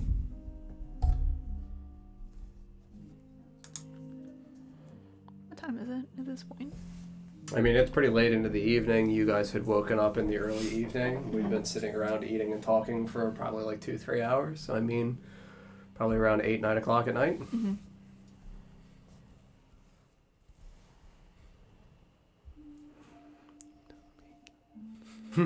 Beautiful tubby time for Felix still. Yeah, I would say that Arthur would absolutely during this time have knocked on the door. How you doing in there, bud? Yeah, you can come back. I'll just kind of, at this point, I'm slumped over the tub, Mm-hmm. and I would kind of just hit the tub as a response for him to Sure come thing. in. Opens the door. Ooh, you got my egg tube. It's half eaten into his mind. My mouth. It's so dry. The soapy water Oh yeah. doesn't help. No, not at all. Please, What do you need, buddy? water. Water. Sure. So much water. Yeah, no problem. Yeah, and I'll say that there's like a large like pitcher in the corner, and he just goes over to it, and you see him extend his hand over it, and he casts create water. Here you go, bud. Nice and cold for you. Thank you so much. Anything. I'm gonna start drinking. All right, bud. Ring the bell if you need me. I'll nod. Enjoy your bath. Will do. Yeah. I would say that at that point, in your conversation, Arthur would be stepping back in from the hallway. You would have rejoined your friends. Hey, y'all, what's up? As you just turn around. That's where I left off. That was the line. I'm Nesgrim. This is my crib now. I like to imagine that you turn around and said, "Hey y'all, what's up?" and we just ignore you and keep having our conversation, and you just silently sit back down and listen to the conversation. I would have looked over. Arthur told me I should check in with you guys. Since, hello? Y'all... Don't look at me. Everything... Don't look at me. I'm not here. I know you're not there, but you're here. Stop looking at me. Please don't look at me. Is everything alright? My back hurts a little. Like a minute ago. I don't think much has changed. I wasn't sure if it was something from before. Arthur told me I should check in, so I just wanted to... My elbow makes this clicking noise when I do this. Did you do that before? Yeah. Okay. Well, then don't do that. Okay. Alright, well, if My legs are horribly burnt. anything... yeah. Anything else? As if that's not enough. I died and came back once. Yeah, I got you beat. I did it twice. I think I was dead for longer. Almost all of my family's dead. It's quality, not quantity. Wow! Oh my gosh! You hear a very loud bang upstairs. I'm just spilling. You dropped the egg too. I dropped the bucket on her. Oh my god. You hear the bell ring? Is that But so? this time it just happens to sound like a boxing bell. Ding ding. Is that so, Nesgrim? How many is yours? Is Felix okay up there? He's fine. Yeah, you would hear the dog again. What's going on, buddy? You just hear laughter. All right. You have fun in there. Water. Oh, all right. Opens the door, sees the pitcher on the ground. Oh, you dropped it, son. No problem. He picks it up, casts create water again, hands it back. Thank you. No problem. You have a good one. Just shocking. Are you just drinking it? I ate a foot and a half of egg without water. I mean, Hard-boiled egg. Like, my mouth is dry. it wasn't runny eggs? No. He said scrambled. Was it hard boiled? I would assume. Scrambled. Yeah, Oh, you you said asked. scrambled. Oh, I did say scrambled. You're right. In a tube, though? Look up the rolly. Oh. Oh my god. Yeah. I mean, Alright, you all are sitting on there. If y'all don't have See if anything you for can me find a then, gif I of guess. it. I mean, things are very bad in general. That's, yep, okay. So not much has changed. Hear Arthur walking back through the hallway and into the entryway once more, and then making his way into the dining hall. Yeah, and he would walk up towards the table and look at everybody. Put his hand on Nesgrim's shoulder. Hey, Hello? how's it going? Good, how are you? I'm good. It was like 5 minutes. I just saw you at the painting like 5 minutes ago. Yeah. Yeah, you did. Sure. You definitely remember that. Paintings. They're in the hallway. Yep. Does he look confused about that? Well, he looks a little bewildered, absolutely. Like he furrows his brow at first and like, yeah. We're looking at the painting of you and your family. Oh yeah, Benny. Yes. Good boy. And your wife. Yes.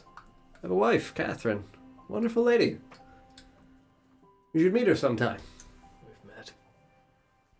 You should meet her again sometime. Maybe Second meet. Ooh. That sounds good. Wait. We're gonna just like pick his Second meet. Sorry, long day. Get tired sometimes, you know. Have you eaten? Oh, that's right. I'm very hungry. Why don't you join us? Yeah. You see Arthur just pulls a chair out next to Nesgrim and sits down and looks at your plate. Shepherd's pie, huh? Indeed. Wise choice. Would you like some? I'd love some. You know what they say about shepherds? They make the best pie. That's a good one. I'll remember that. He just slowly starts to drag your plate over in front of him. What was your thing? My what? What do The they say shepherds about say. shepherds? They make the best pie.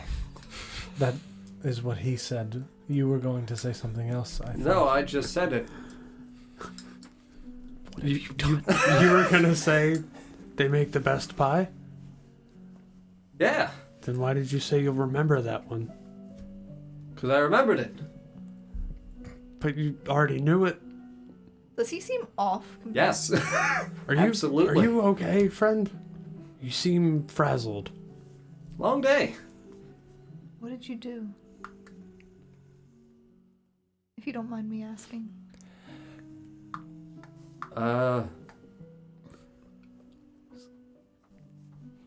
I mean, a lot of things, I think. Do any of the other guild members look alarmed in his behavior?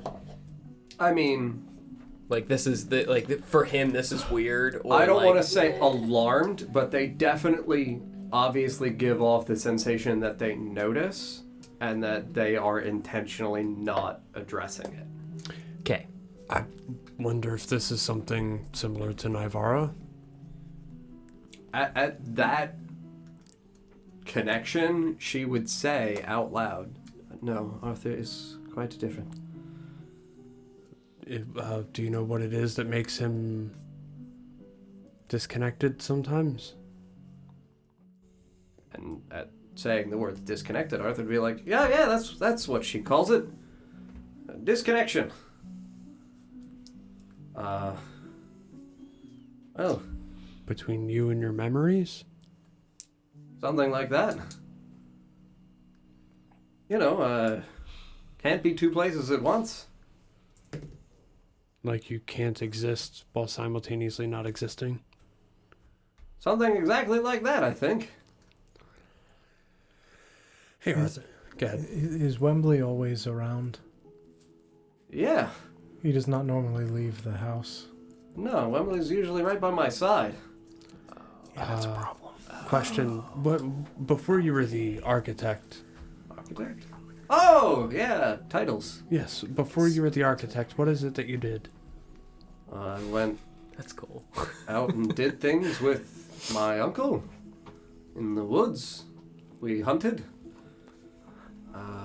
People. You hunted people? For sport.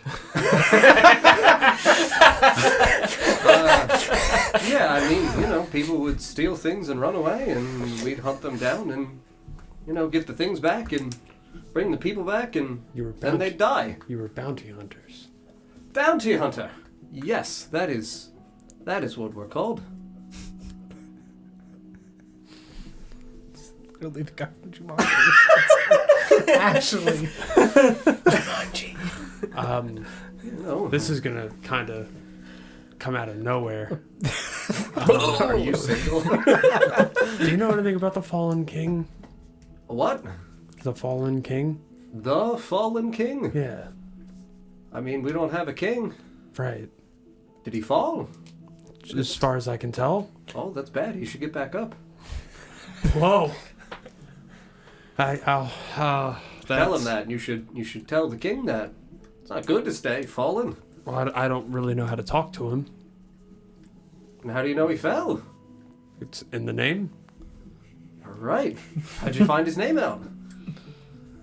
He yelled it once. Oh, so he can talk. Through me, but that's not very helpful. Through you. Is your friend here a king? Definitely not. I was going to say, he didn't seem like one. Not very kingly at all. Or very. The fallen bit, though. Yes. Or very. I have king. fallen. Did you? I died twice. You've gotten back up. He's gotten back up. Yes. Well, it's good to hear. Ooh. So He is not very kingly, unlike our friend, who is very much like a queen. Wembley? No. Oh, That's canon now. sorry. Wembley's a Oh, queen. yes. I love it. Yeah, the nice lady. Yes. Very nice lady. Catherine. Love her to death. Good lord. Oh, Perhaps, I don't like perhaps that we turn should- of phrase. perhaps we should gather Felix and go find Wembley with Arthur. Where is Wembley? He went to search for legs. Where the hell is Wembley gonna find legs? Silver legs Christian, perhaps? for our hobbled friend. Christian. No, that is maybe where he went. Oh! The The dwarf. yes. With the... Hammer. Yes. I love that guy. I'm gonna make a plate of food while he's Yeah. rambling. Rambling. And just place it in front of him. Oh! You should eat. Hey, I'm very hungry. You said that. Thank you. I did. Absolutely. Wonderful meal. Can someone fetch Felix, please? I'll get him. Thank you. Yeah, I mean, I would say that you make your way out into the hallway and up the staircase, and you hear a very fast rattling on the door. Come in. Put your fucking clothes on. We gotta go. Into your mind, you hear, who the fuck overcooks scrambled eggs to the point where they're dry? I knew I smelled eggs. You're disgusting. In the bath. I'm sweating He's got the egg sweats. so much. Foot and a half of eggs! Help me! It's so rich. Oh my god, he's just trying to get yoked. So, Arthas overate the bacon. Felix overate This the is eggs. no. This isn't a recurring thing. Right. I was offered a What's tube Rin of gonna eggs. get? Just way too much coffee. What am I gonna do? Turn down the eggs? Yeah, right? Rin's just gonna drink way too much coffee. Who? Ren. Rin? No, he has halfling weed. That's not breakfast. I'll be right out. Okay. You just hear me gulping. I'm not looking. I just hear him gulping, and I'm very fucking alarmed. He's drinking to death. I mean, you're slightly wet, which means some of your body water mixed in with your bath water, so you're He's kind of drinking out of Do Out we of a want to pitcher. really break down how it works? Yeah, let's get He's into got that. he does have a pitcher of water. It's been stated. Yeah. Yeah, has I a mean, bucket of water. you guys down here still in the dining room would see Arthur begin to, like, slowly, shakingly eat. I'm gonna, Struggling to do so. help him. Oh, thanks, Ethir. Of course, I am used to assisting. Yeah, feeling a bit old in this body, you know? Huh. He just stares vacantly at the food. Yeah, I'm gonna... Yeah. You just kind of like press the food to his lips, and then he feels it. Oh, oh, that's good. Yes. Oh, what are we doing? Eating. You were eating. Yeah, I'm really sorry. I don't mean to be this way. It's quite alright. You said you were hungry, though. I don't think I'm hungry. Then who is?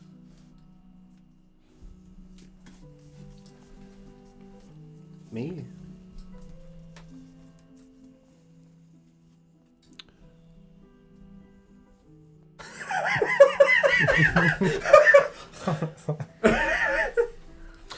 Arthur, do you not feel at home in your body?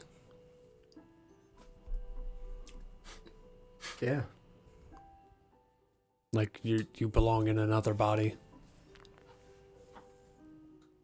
Something quite like that. Have you always looked like this? He just looks down at himself. I have some shiny metal reflective surface. Sure. I have a surface. Mirror. Oh, shit. Silver hair? Oh, weird choice. That is what it is. Have you always looked like that? No. Was his hair blonde in the, or a different color in the portrait? It was black. Oh, jeez. Mm-hmm. It's a big difference. Mm-hmm. Arthur, how old are you?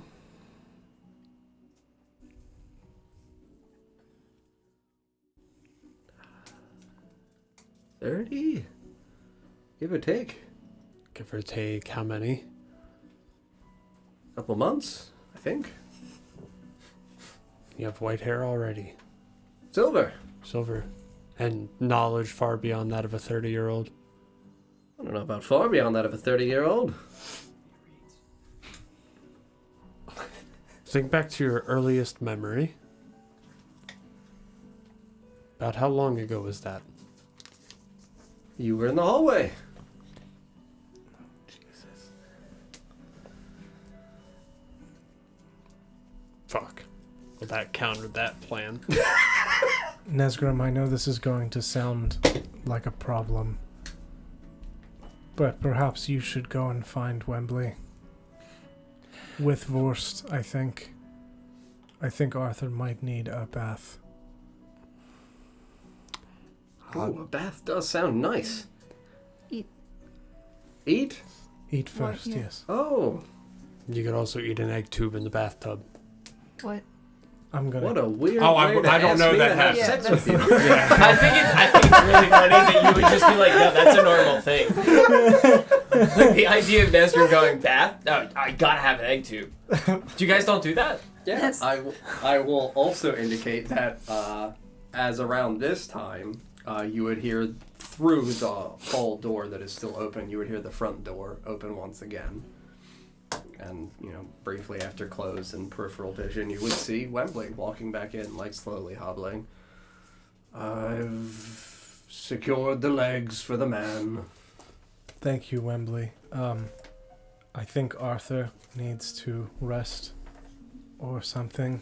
Yeah, and you see Wembley just walk up behind Arthur, who's, still sitting at the chair, like, slowly eating the plate of food. And as you see, as Wembley gets a little bit closer, like, Arthur picks up Yeah. and eats at a more consistent rate. Wembley! Oh, chap, there you are! Yes. What do you need?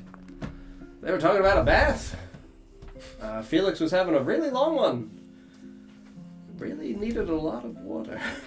Thirstiest man I've ever known. Yes. I can You hear a tell. laugh from down the hallway. I feel the desperation of the old man as well. That's a hell of a way to put it, buddy. You said something about sucking your egg tube in the tub?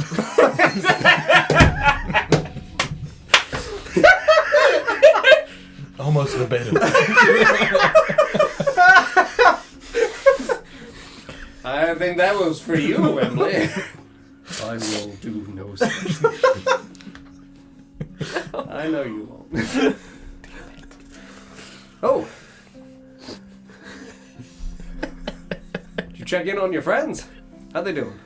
They're fine, I suppose. I said, hey, y'all good, and they didn't give me anything, so I think they're fine. Hear that, Wembley? He said, hey, y'all good. Yes. I can feel the desperation. He's doing his best, buddy. Well, they seem fine. Are you fine? Feel the same as I ever do. Is that good? I mean, it's not bad. Depends on the day. I'm just kind of here, Yes. Just living his life. Doing its job. Just living my life. Oh. Man, Wembley, you make fantastic meal. I gotta say. I thought he was gonna say eggs. Yeah, no, and you see Arthur just start to quickly eat, and Wembley just looks out over all of you. Your legs will take time to design. I understand. You're not just gonna crush them into the leg shapes and jam them into his knees. I do not make legs. Christian, I break legs. No, Christian does not make legs. who does? One of the daughters of the guild makes legs. She does not only make legs, though. I was gonna say, is there one daughter for arms? It would be a very niche position to be the leg daughter. Got a leg guy? A leg girl. They break it down even further. One gets right, one gets left. You have to go to two separate people.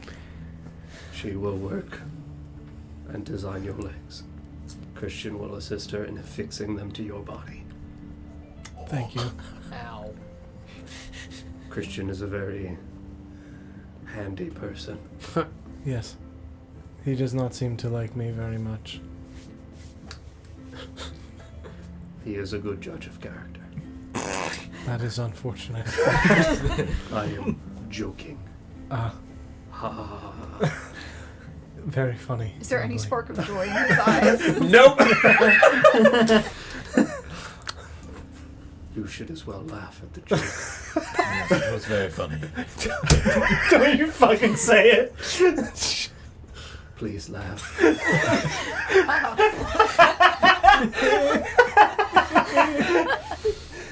You just see Arthur just like single tear at the corner of his eyes. Just like desperately trying to not spit out. The Yeah. funniest fucking guy I know, Emily. That is very, very funny. Yes. Wembley, thank you. Thank you. Do you require anything else, Mr. Ethir? I think I am okay for now. I wanted to make sure Arthur was okay. Arthur is fine. Yeah. Yeah, fine. Thank you. Just, like, very methodically pats Arthur on the back. I shall run a bath. Thank you. Hey Arthur, how's that memory feeling? Memory of what? Just in general? How's your memory? Fine. Not that old. How old are you? 30. Give or take a couple months. What color is your hair? Right now, Yeah. silver. It's younger than you. What's your By first? quite a bit. What's your earliest memory? Earliest memory. I mean, I remember the carriage being overrun. And I remember my father and mother stripped from it and slaughtered in the snow. What's yours? My earliest memory is on a playground. I was watching some kids bully some other kids, and I began running on all fours and crying, and that's all I remember. My memory of yours. I was on the playground and Naruto ran at this kid, Don't fuck with me. blew him away. Yeah, I mean, Sounds like we both went through it to be where we are. yes, my parents being murdered in front of me is definitely the same as kids getting bullied on a playground. I didn't mean it was the same, just that we both had trials and tribulations. I'm not trying to say mine are worse than yours. Sure. Yeah. We've all been through it, I guess. Perhaps some more shepherd's pie, Arthur. Oh, no, I'm full. Thank you, Ethir. All right. Huh.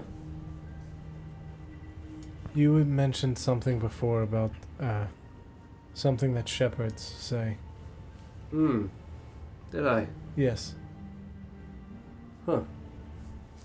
So do you know what they say about shepherds? Well, they always tend to their flock.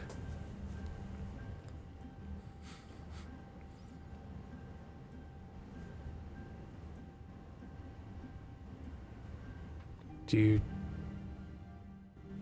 you consider yourself to be a shepherd?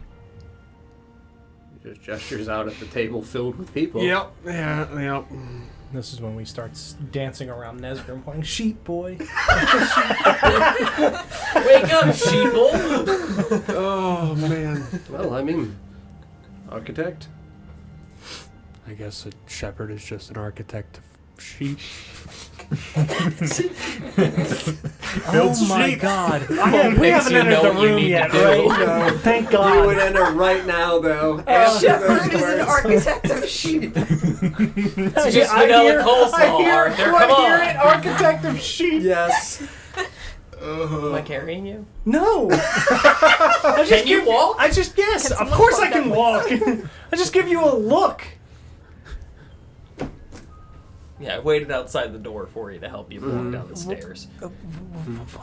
Why did you pull me out of the bath for this? I just do what I'm told. Just doing his job. Really sorry, man. Do you want to argue with them? Don't have the energy. Pull up a chair, I'll get you a drink. Sit down Mm-hmm. slowly. Fetch him like some wine or whatever, or water. Arthur, before you were the architect, what is it you did? My uncle and I were bounty hunters. There were a lot of criminals that attempted to steal and would flee out into the woods to the north. My uncle and I had various jobs. My uncle, before he took me in, had gone on a few expeditions north into the mines. That's how he made his wealth.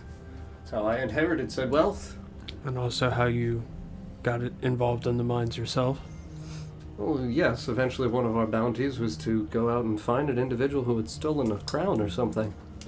Oh. My uncle and I were tasked with leading the dwarves inside the mines. My uncle had knowledge, and the dwarves were there to assist us in case we ran into any issues in either combat or, blockades, collapsed passageways. Dwarves were capable of swiftly clearing it. Do you remember the details of the person you were sent to find? What they looked like? I Their told he name? was a priest. Don't remember his name. How long ago was that? Roughly 10 years, yeah. Were you contracted for this sort of thing? Oh, yes. Does the name Leovold sound familiar? No, Okay, I don't good. think so. Good. Doesn't sound like him. Arthur, this priest Yeah, exiled from the cathedral said something like that. Yeah, that he had. performed an unholy ritual in the woods. Well, they said he was going to. They were afraid that he was taking the crown or whatever it was out to something that he was visited by in the woods. Something called him. Son of a bitch. Is it Adrian? No. But he's directly responsible for what's going on. I have heard that story before. From a haggard-looking poor man. Whenever I have mentioned it to anybody else, they have not heard it and looked at me like I was crazy. You were the only other person I have met that knows this. That's strange. Yes. I don't know why anybody else would know. It was just Wembley and I that came back. I am not sure why or who this person was. Me neither. Well, I suppose Catherine knew in the end. Told her everything, of course. When's the last time you saw your wife? Spoke with her or saw her? Saw her.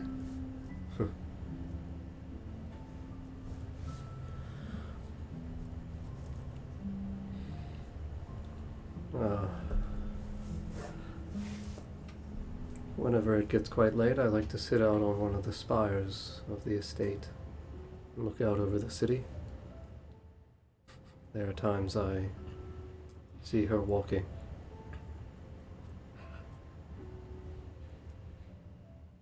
And when was the last time you spoke with her? 4 years. What was the cause for your falling out? Benjamin. How old is Benjamin? Benjamin's about 8. He's 8? Okay, cool. That's what I thought. Should we cross paths with her? Is there any message you'd like us to pass on?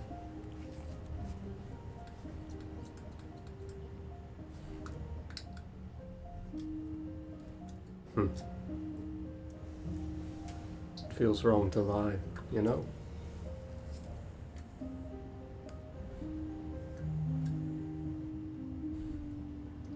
But then again, it might not be a lie.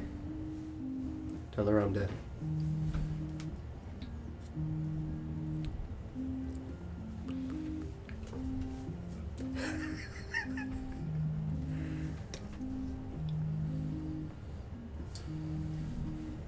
You alright, Nesgrim?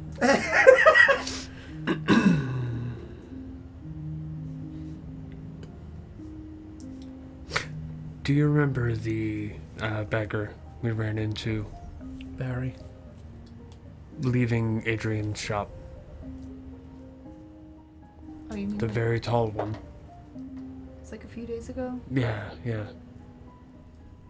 I think that was before I met you. Help. It's been so long, I do not remember. That was like 2 years ago. I'm just trying to. I'm trying to thinly veil Lady Hartwood.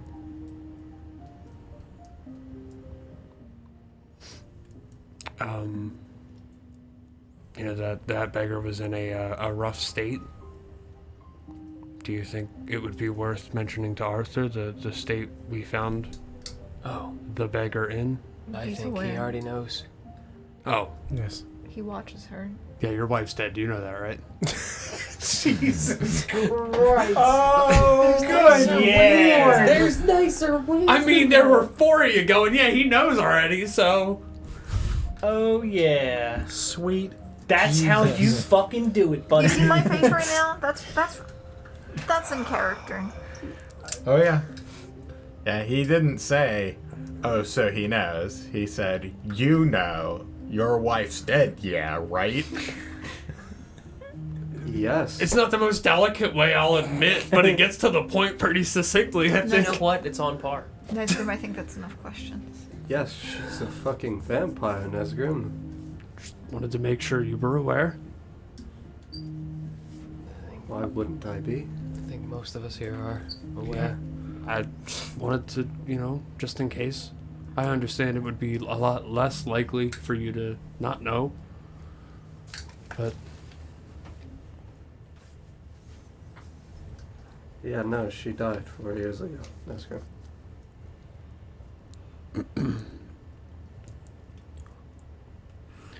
before Nesgrim asks, do we know how?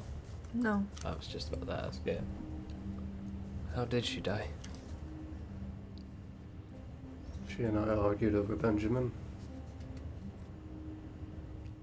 I came back from the mines corrupted and different. And when she was to give birth, I was afraid that we would not feel safe with the outcome for her. So I made a deal with the Inner Sanctum. That if they ensured her safety and the safety of my son, that I would permit them when he was older to visit the city, to visit the Inner Sanctum, and for them to have the opportunity to test his blood. She did not like that bargain. She called me a monster. What would they have tested his blood for? Something born of me.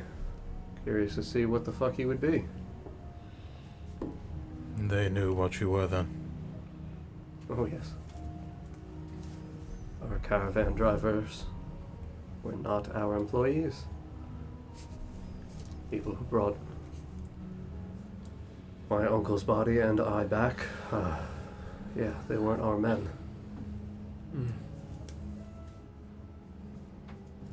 You're caravan drivers now working for you? Yes, They no longer work for the Inner Sanctum then? correct. Good. This was an employment that we were contracted with through the Inner Sanctum, and they wanted to make sure that they not only had the dwarves, but they had people in charge of getting us back. I guess no better test subject. Yes. So, well. And he didn't really run away. I took him one night to the Inner Sanctum, and I was told that we would have him back in a few days, and he was gone for weeks. And she left. Told me she never wanted to see me again, that she would kill me if she did. And, well,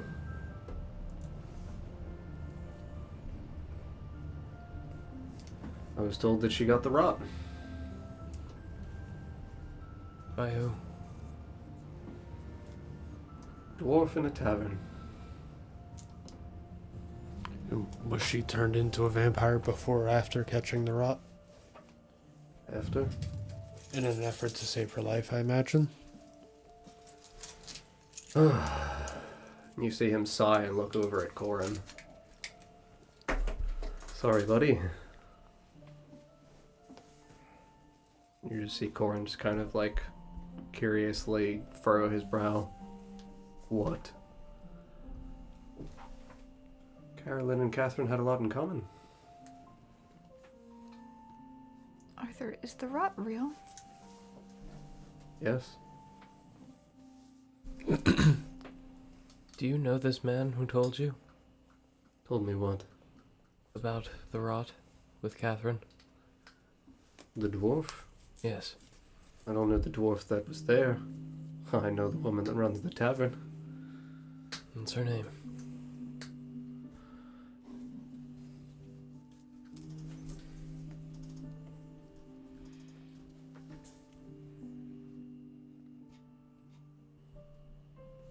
Abigail. Would I know Abigail? Just from having worked in a tavern myself in the city, as like Not really. She's a tavern owner from the Drunkard's Last Hope Yeah. inside of Slums North, so I mean... I would have heard her name though. Yes, like, you would have heard the she name. runs that place. Yes, Okay. you would hear the name and you would be familiar with the name. Okay.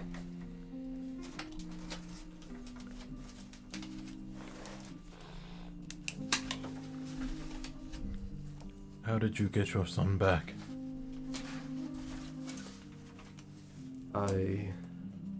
Well...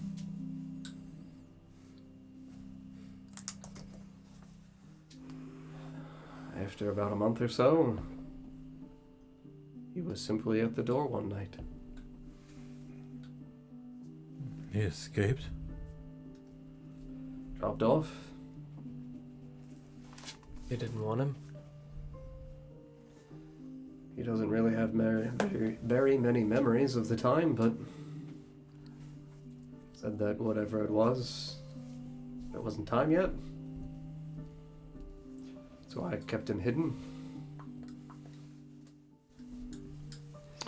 Arthur, why did you send for me?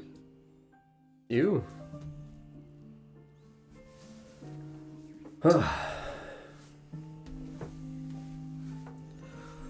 One of the most important things for me about making sure that I know the goings-on about this city is that I know who the couriers of letters are. There used to be a young tabaxi girl that worked for me. Courier. Delivering letters.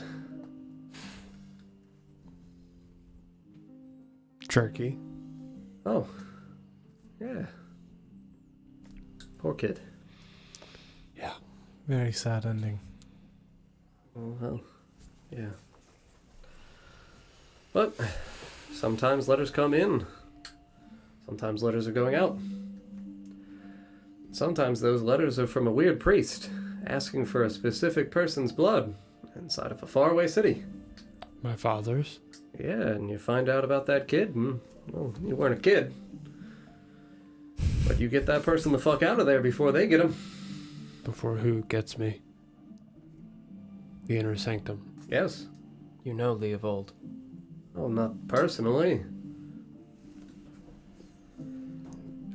Leovold is not the same priest who stole the Coronet of Wrath? No. Leovold is one of the head priests of the Inner Sanctum of the cathedral itself. So who was it? Do you know why they were sending for my father's blood?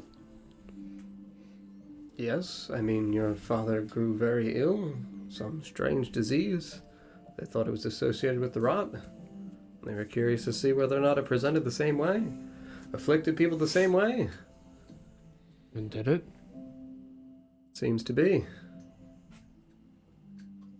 Judging by the description that was given of your father.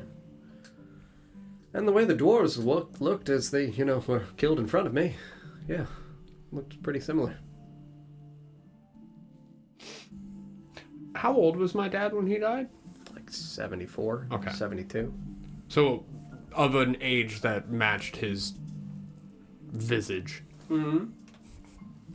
27. He died last year. And did it turn out to be the rot? I mean, I don't know. It presents the same way. I don't get all their notes. I simply can steal messages. Do you think that Benjamin could be afflicted with the same as Nesgrim here? How so? That under the circumstances they were born, making them a certain way, unlike regular people. Probably. I think that's why they said if it's there, it's not time yet. I don't think Benjamin's grown into it. He did say something about white bone before, also.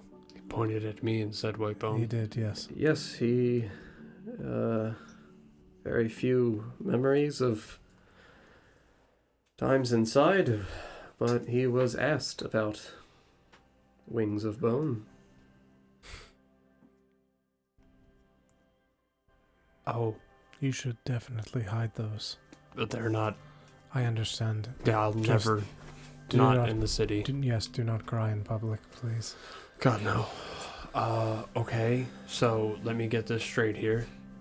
You made a deal with the Inner Sanctum for your wife to be safe, but they had to take Benjamin. Benjamin came back and is now able to identify those of white bone-ish nature.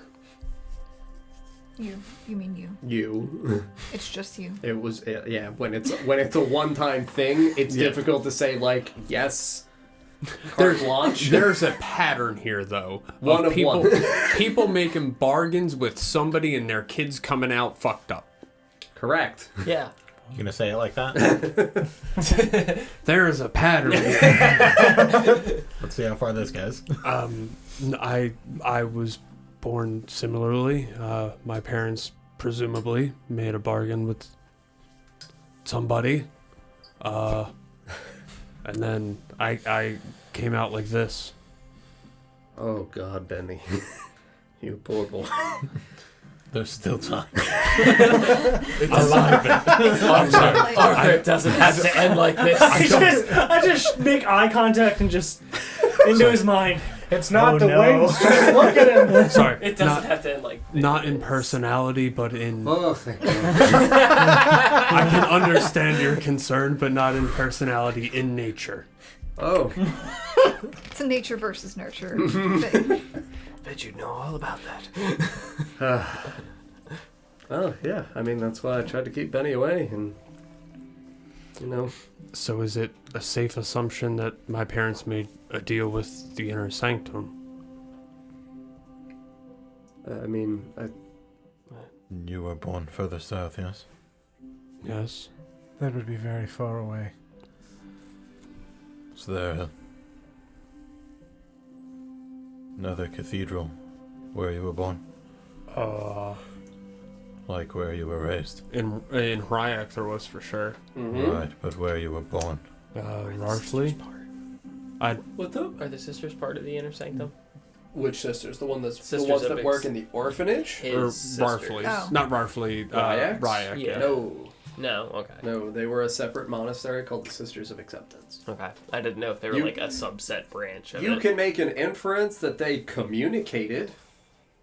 Right. Whether or not that definitively indicates that they are like a subsect of it, like I don't think that's been made determinately clear. Mhm. But like I don't think it's wrong to just say like, hey, like this is two religious sects that we're communicating. Yeah. Like they might not be the same thing, but they are at least communicable and working together. It's the Baptists and the Protestants sending emails back and forth. Gotcha. Do we know who the Inner Sanctum, like their main worship system is? Faith in the Nameless. Faith in the Nameless. Cool. Hey Don. Oh, Hey Don. that's a problem. That's fine. Oh boy. We've known that a very long time. Yeah. Yep. Didn't hit me until you put that. Yep. Okay. It's fine. Alrighty. Nesgrim, who did the sisters Definitely not. worship?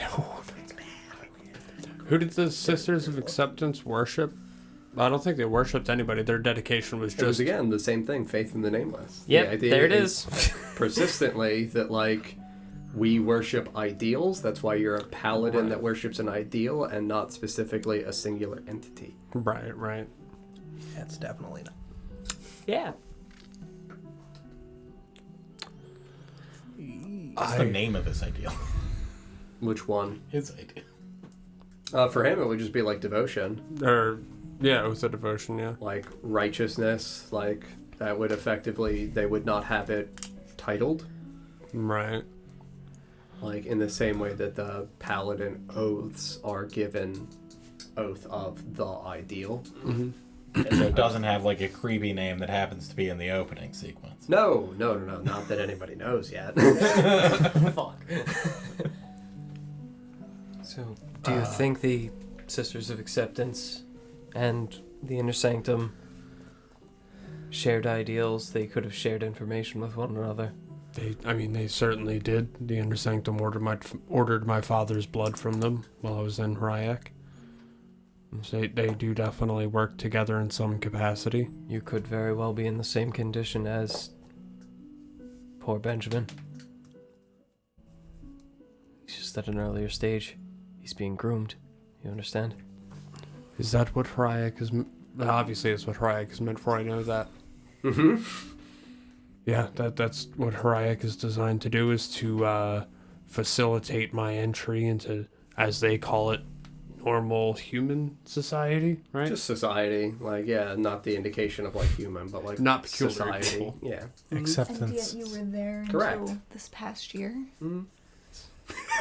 Sounds 50 years of working on him, and look what we got. To be God. completely fair, I don't know that they're fully normalized. We're good. We're good. Their This is the system part where is I big flawed. brain it and say that I've only been playing Nesgrim this way intentionally because of that. That's what this has been. Is one long. They tell you to play dumb until you're in there. veil back, you fools. I'm super wise. Yeah, that's what this has been all along. Is I knew he had never been. It took him 50 years, and they didn't get it right, and they went, fuck it. That's what happened. Worked like a charm. I Walked right out of the believe place. that. I really do. I've had it planned for Just- 2 years. He just I- played dumb this long so they didn't farm to table him sooner. I only mean that if their goal was Pulls a to mask off. It's just his face. really prepare you for society, why would they have kept you there so long? It sounds like they were keeping you there. No, just It sounds like He spent 50 years working extra hard. I guess they had a hard time. I'm not sure. I mean, your father was alive until recently. Somehow choke on Until water. that year, yeah. Is it Drowning. possible Wait. that he was delaying them? Perhaps, but they didn't necessarily try to stop me from leaving. In fact, some of them encouraged me to come to Oshuamp. I wonder why that could be. Yes, it's different than leaving. You were sent for. Right. And they acquiesced, I suppose. Did you send, Arthur, did you send a request to the Sisters of Acceptance for me? Yeah, I paid a fuckload of money for you. How much? Oh, I mean, not coin. Too much. Again, why? Look at you. I'm not that remarkable. I've died. Oh, I disagree. What do you mean not coin? I got killed by a door. Arthur, why do you want me? I'm terrible. I'm not remarkable. I've died. Keep the receipt. Have you seen these wings? I mean, I did get killed by a door. Mm-hmm. Mm-hmm. I'm not a remarkable person. I think that that's your pessimistic nature being self-doubting, Nazgrim.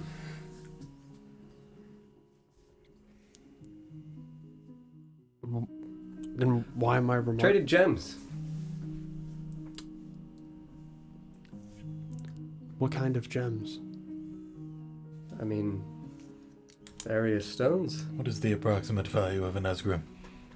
I mean, What is it? it's like 1,000+ gold worth of diamonds. I don't know why they wanted diamonds. Diamonds. Nice.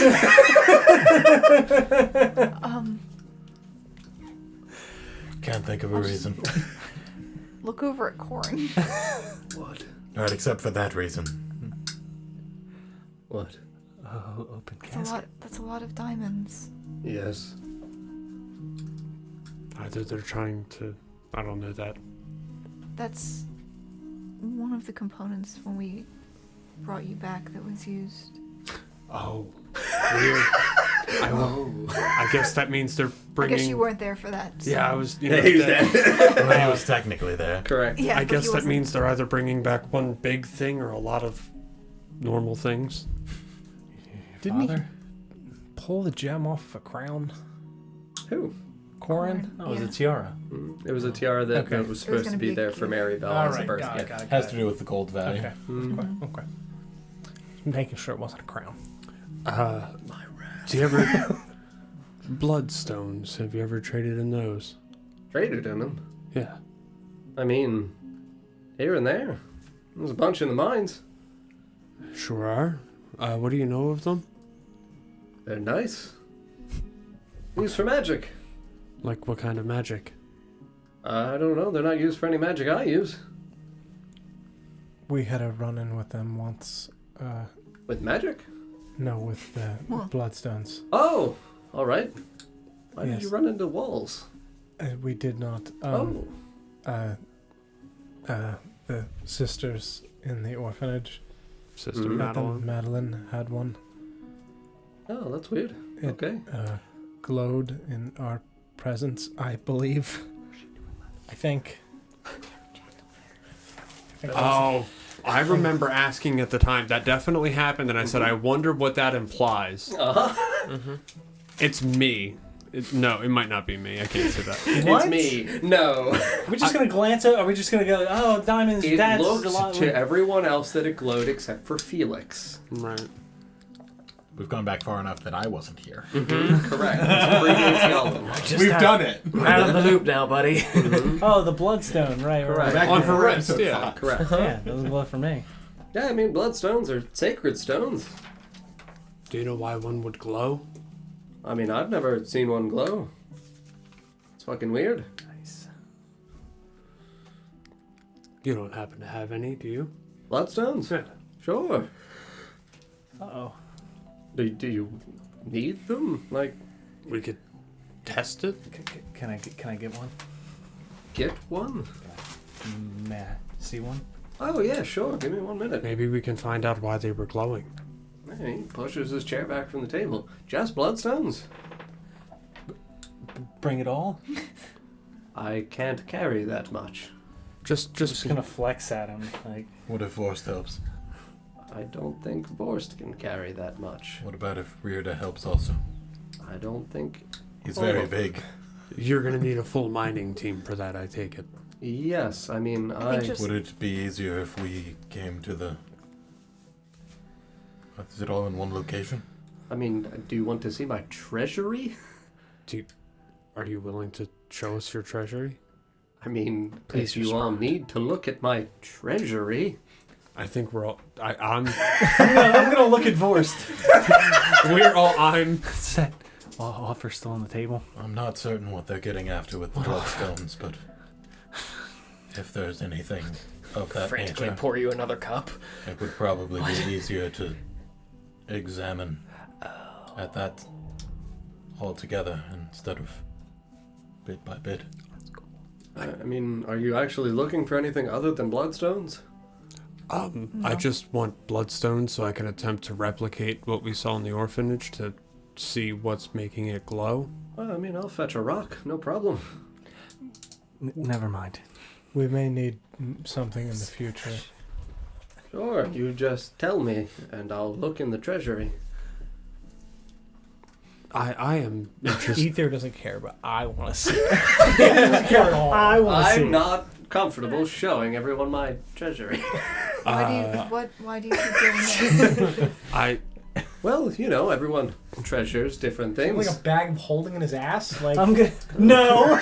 No! We're not doing that again! No. I'd actually like to come along if you wouldn't mind. I just said I would mind. Yeah. I don't feel comfortable showing everyone my treasury. So I'm going to. But I'm it's gonna just make a me, link not with everyone. Arthur. Sure. I'm able to, correct? Yeah. Could you? I don't know. I'm stuttering. Could you carry me down there? No. I want to see it.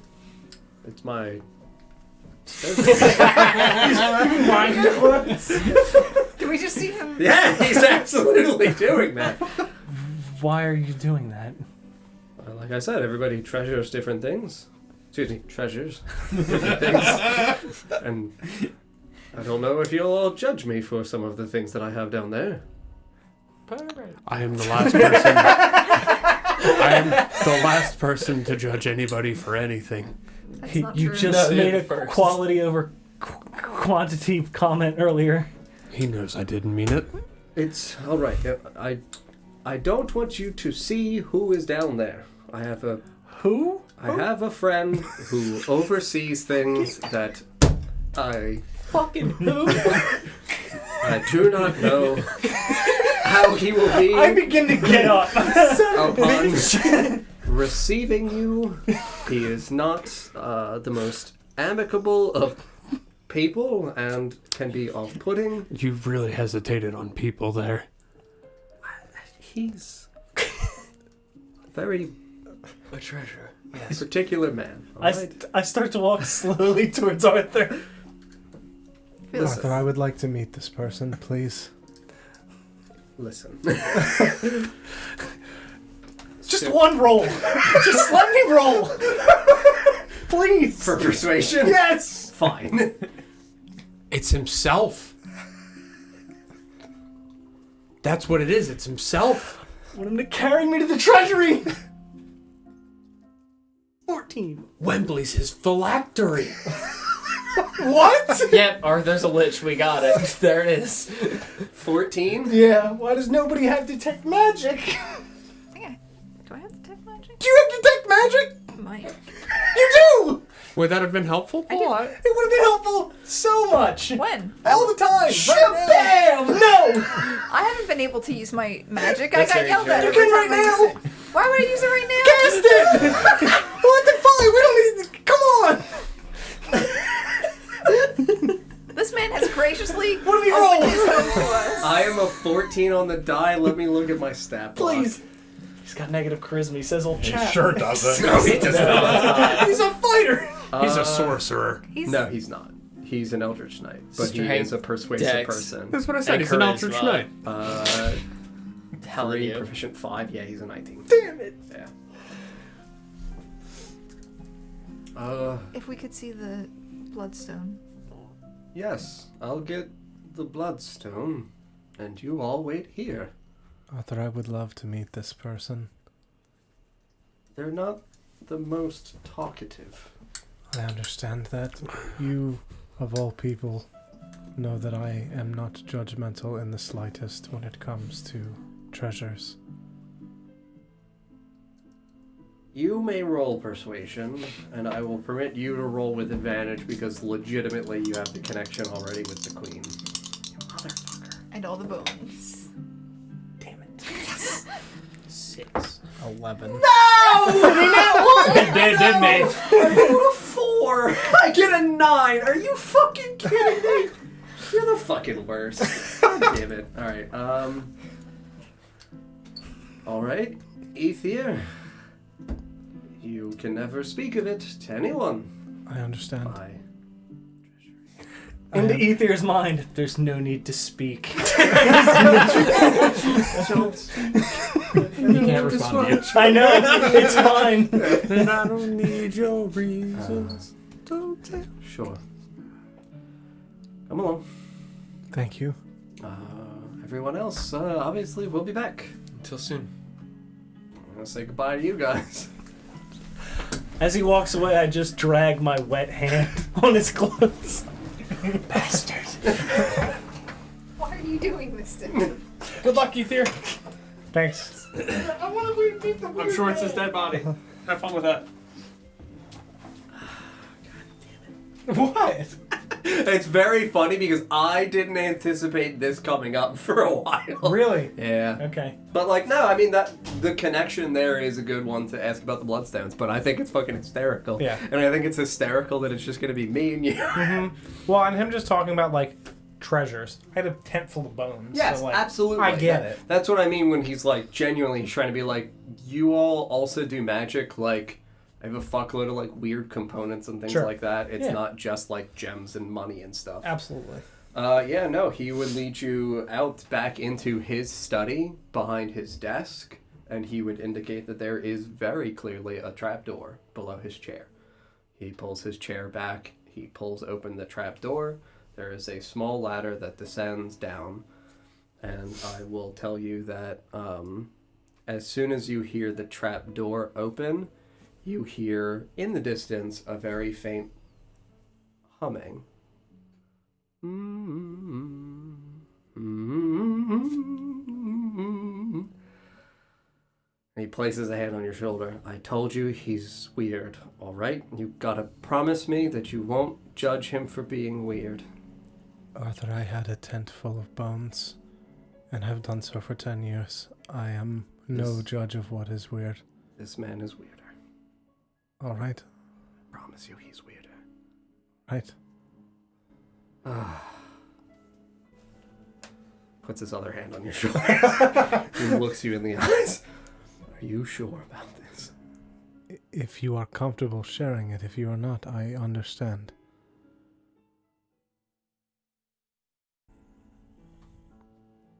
He was a good friend of my uncle's.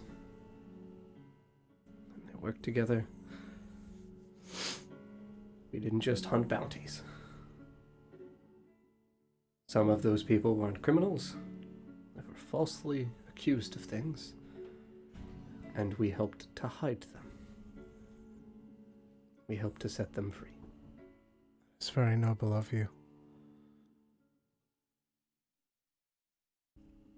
I will not judge him for being weird, but I do not wish to intrude in your private spaces if you are not comfortable.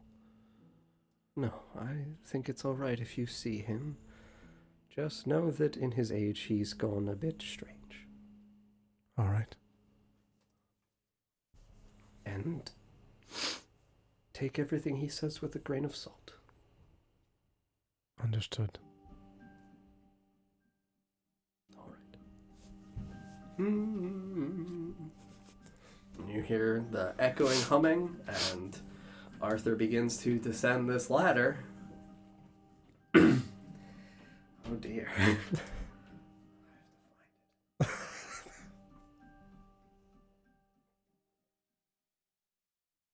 And you hear the echoing of the like rungs of the railing underneath Arthur's boots and everything.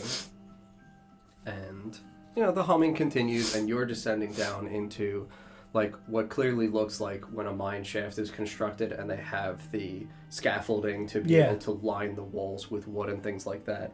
You descend down like 70 to 80 feet. Sure. Like very deep.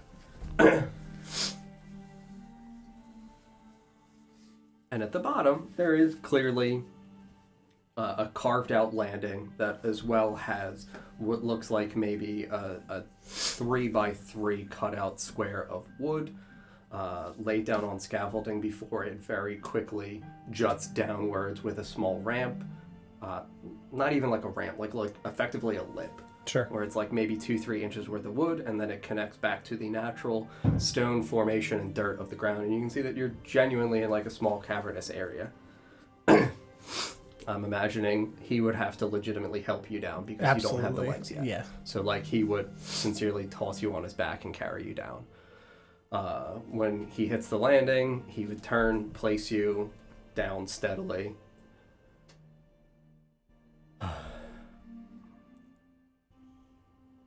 Well, what am I thinking? You'll probably love the guy. You're weird too, you're right. Yes, I am. Hey! Coming back? And you hear the humming just kind of slowly halt. And then you hear echoing back through the halls. Oh! God! Mr. Arthur! All right. What do you need? I have a friend who wants to see the treasures.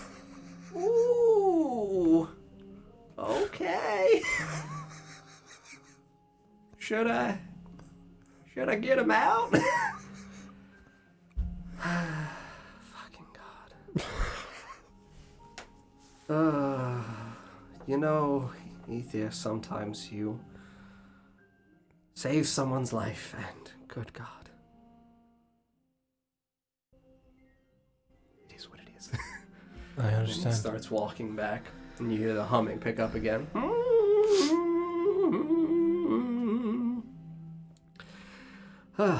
And you walk down like a 15-ish or so foot corridor, obviously natural cavernous walls and everything's like that. And then it takes a harsh jut to the left, and you can see that it kind of looks like it's cut into like a small natural standing archway.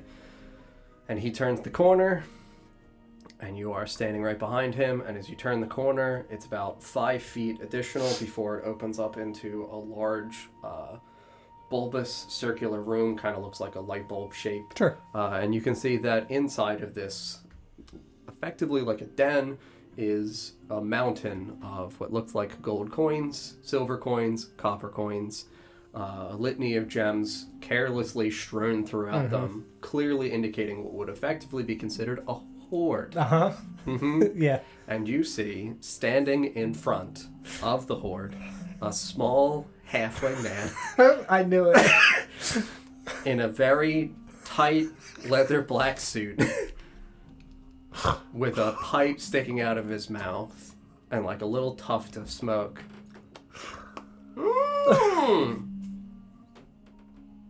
How you doing? I am very well. How are you? I'm all right. How can I help you? We are looking for a bloodstone. Yeah, I can make that work. And you just see this small little hand, this ginger-haired man, reach deep into a treasury, into the pile of coins. He pulls out this small, grayish, dark gray stone with small red splotches. You see him hold it up, and you see as he does so, his pipe kind of like lolls out of his mouth ever so slightly as he pulls a little jeweler's magnifying glass. Oh yeah, that's a doozy. All right, what you paying? I just kind of look at Arthur. Arthur just like sighs and looks at this man. It's not a sale. He is a friend. He just needs to hold it. And he looks at you. He looks at the stone. He just squints and stares at Arthur for a couple seconds. Okay. And he holds it out and you see his wrinkled old fingers. He plops it into your hand.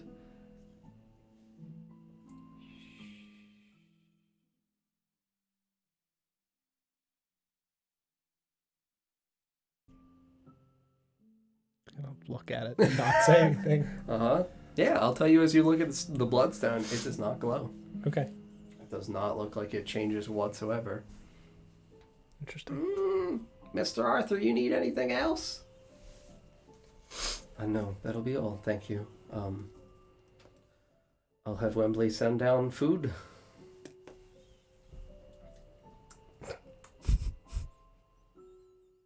Stew. Yeah. Okay. Stew. Fine. I can cook it myself. No. No more cooking. Not ever. Ever. Just kind of like, well, fine. He pats you on the back. You can bring it up to your friends so they can see. Yes. And I'll even let you keep it. I've got plenty down here. Thank you. And a good guardian to keep watch. What is his name?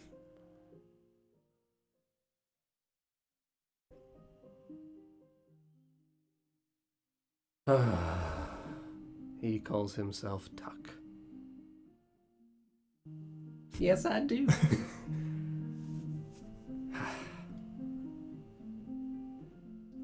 It's fine.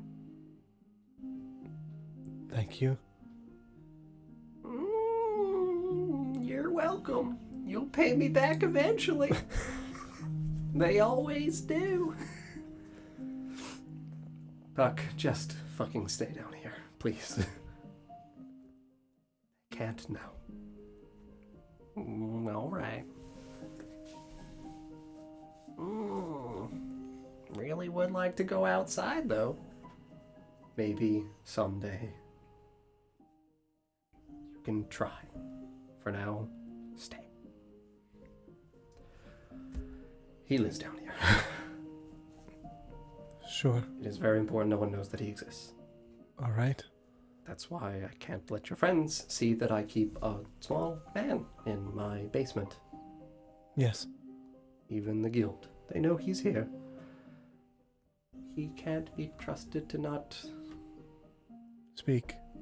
speak. Stay in one place. Okay. I'm adventurous. I know. No. Tokes from the pipe again. Okay. We have to make sure we lock the door. All right. I can't climb. I know. He Yep. lets you back onto his back again. As you're walking away, you hear the humming resume once more. Really awful sound. Clearly not melodic whatsoever. And Arthur just kind of like sighs as he places his hands on the, exterior of the ladder on the rail. Like I said, he was a dear friend of my uncle. He used to be a much better man. Sometimes terrible things in life change you. And it's not like he's bad now, but he's gotten pretty addled in his old age. I understand. And I just don't want him scaring people with the things that he's seen. It might be helpful for them to talk to him. Your friends? Yes. We could use the information, to be honest. I know it concerns you, but perhaps he could eat upstairs with us. One time. There are a lot of us. Rirda and Vorst are incredibly fast. Should he bolt?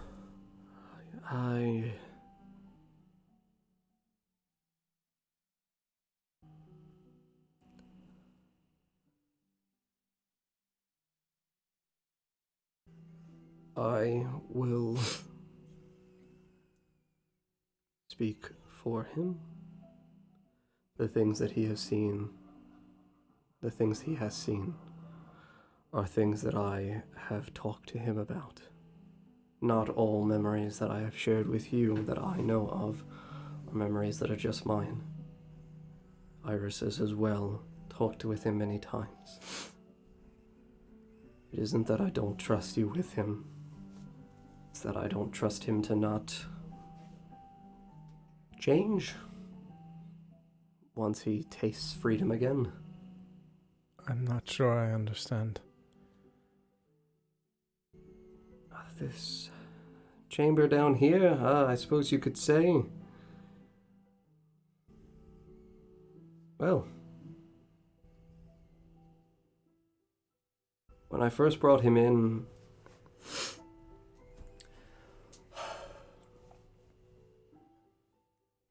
he was violent and erratic,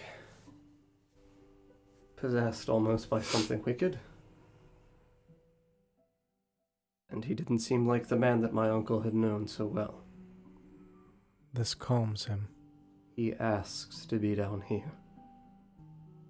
There are times when he loses that peace of mind and tries to trick me into letting him out. But I made a promise to him that I wouldn't let him. The further he is, and he gestures back, the more chaotic he becomes.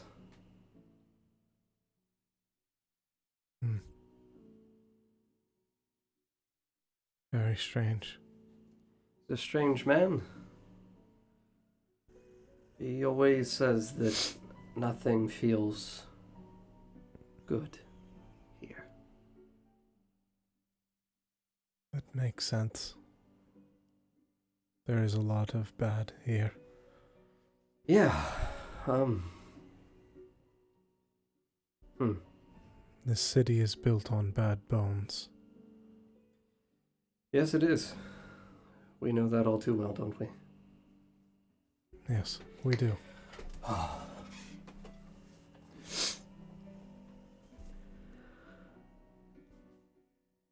I will also ask Iris to speak with you. She hesitates to talk about the things that she has been through. I understand. I would also say to be hesitant talking about him in her presence.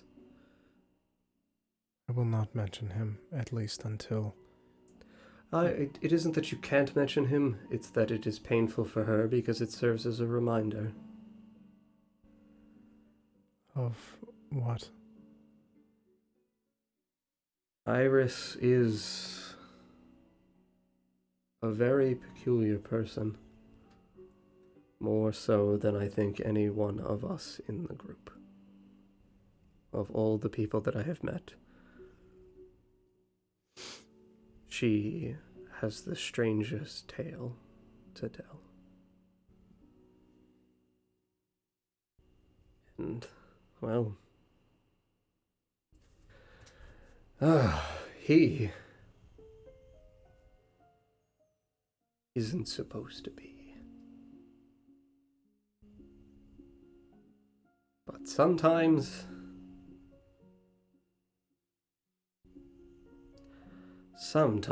people stow away on ships they're not supposed to travel on.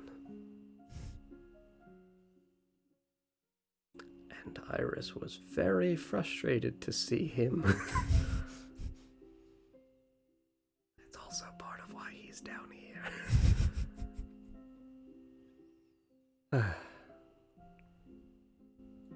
Fucking wild, man.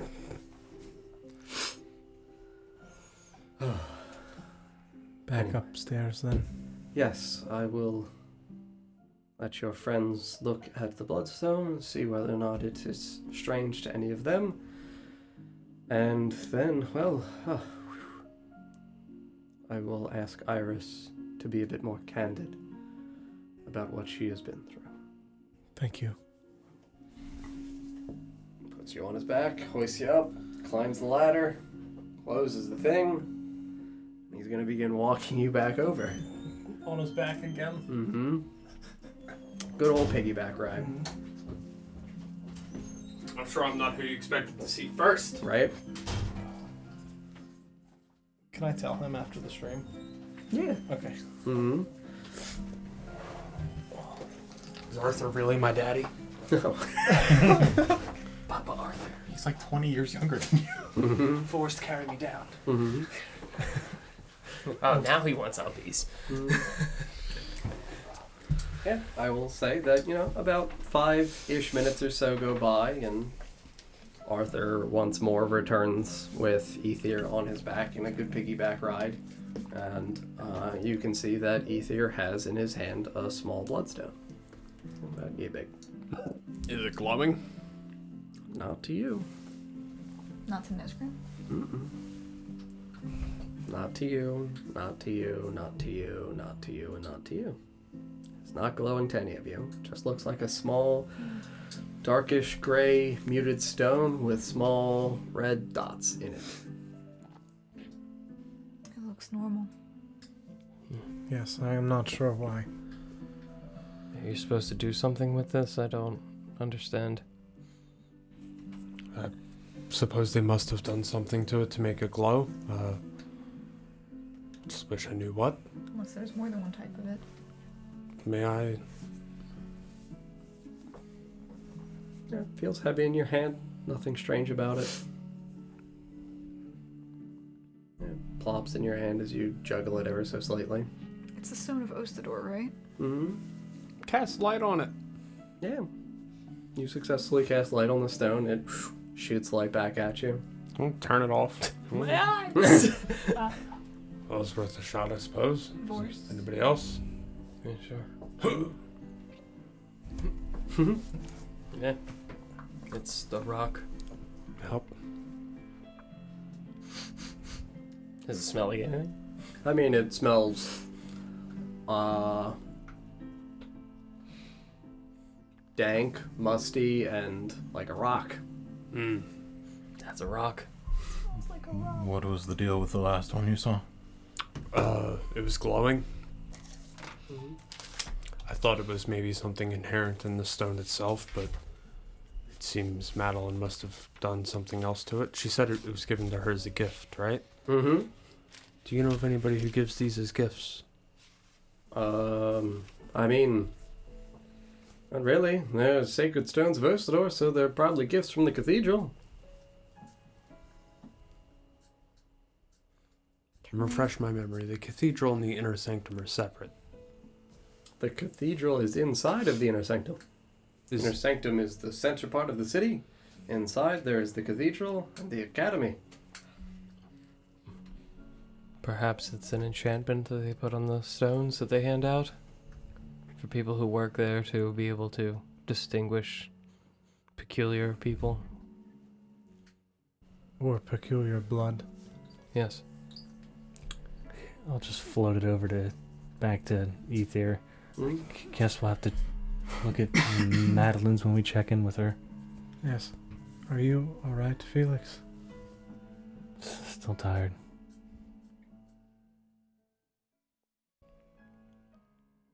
I think we could all still use Several days rest. several days rest. Maybe so, but if anybody needs anything, I'm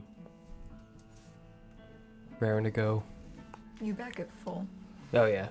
I think Fine. Felix could use some more water, perhaps. A day off has left me a little antsy.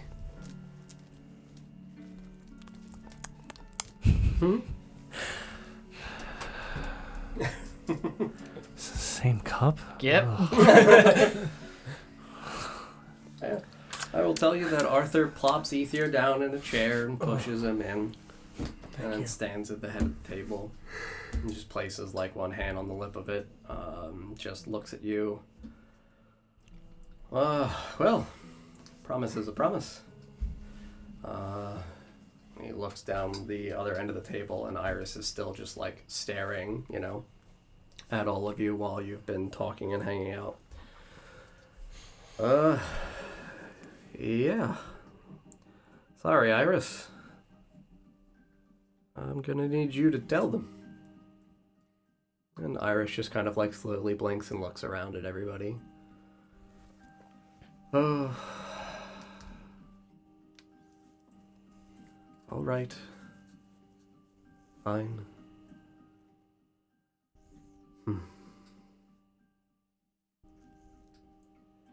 You all are very intelligent people, very wise. And the things that I am going to tell you will to you feel quite foreign and unbelievable and beyond the scope of what is real. And I ask you to please interpret them with a scholar's lens. And I will tell you of the formation of a world built from ashes, stones, gems, and bones. And we will end there. That was a hell of an ending. Yep. He said the thing. For a second time. For a second That's time. 2 times that it happened. Friends, thank you very, very much for watching this evening. Sink the Dragon, thank you again for the $200 donation. Literally paying for the things that the stream has in terms of costs. Genuinely, thank you very much. It really does help immensely, so thank you so much.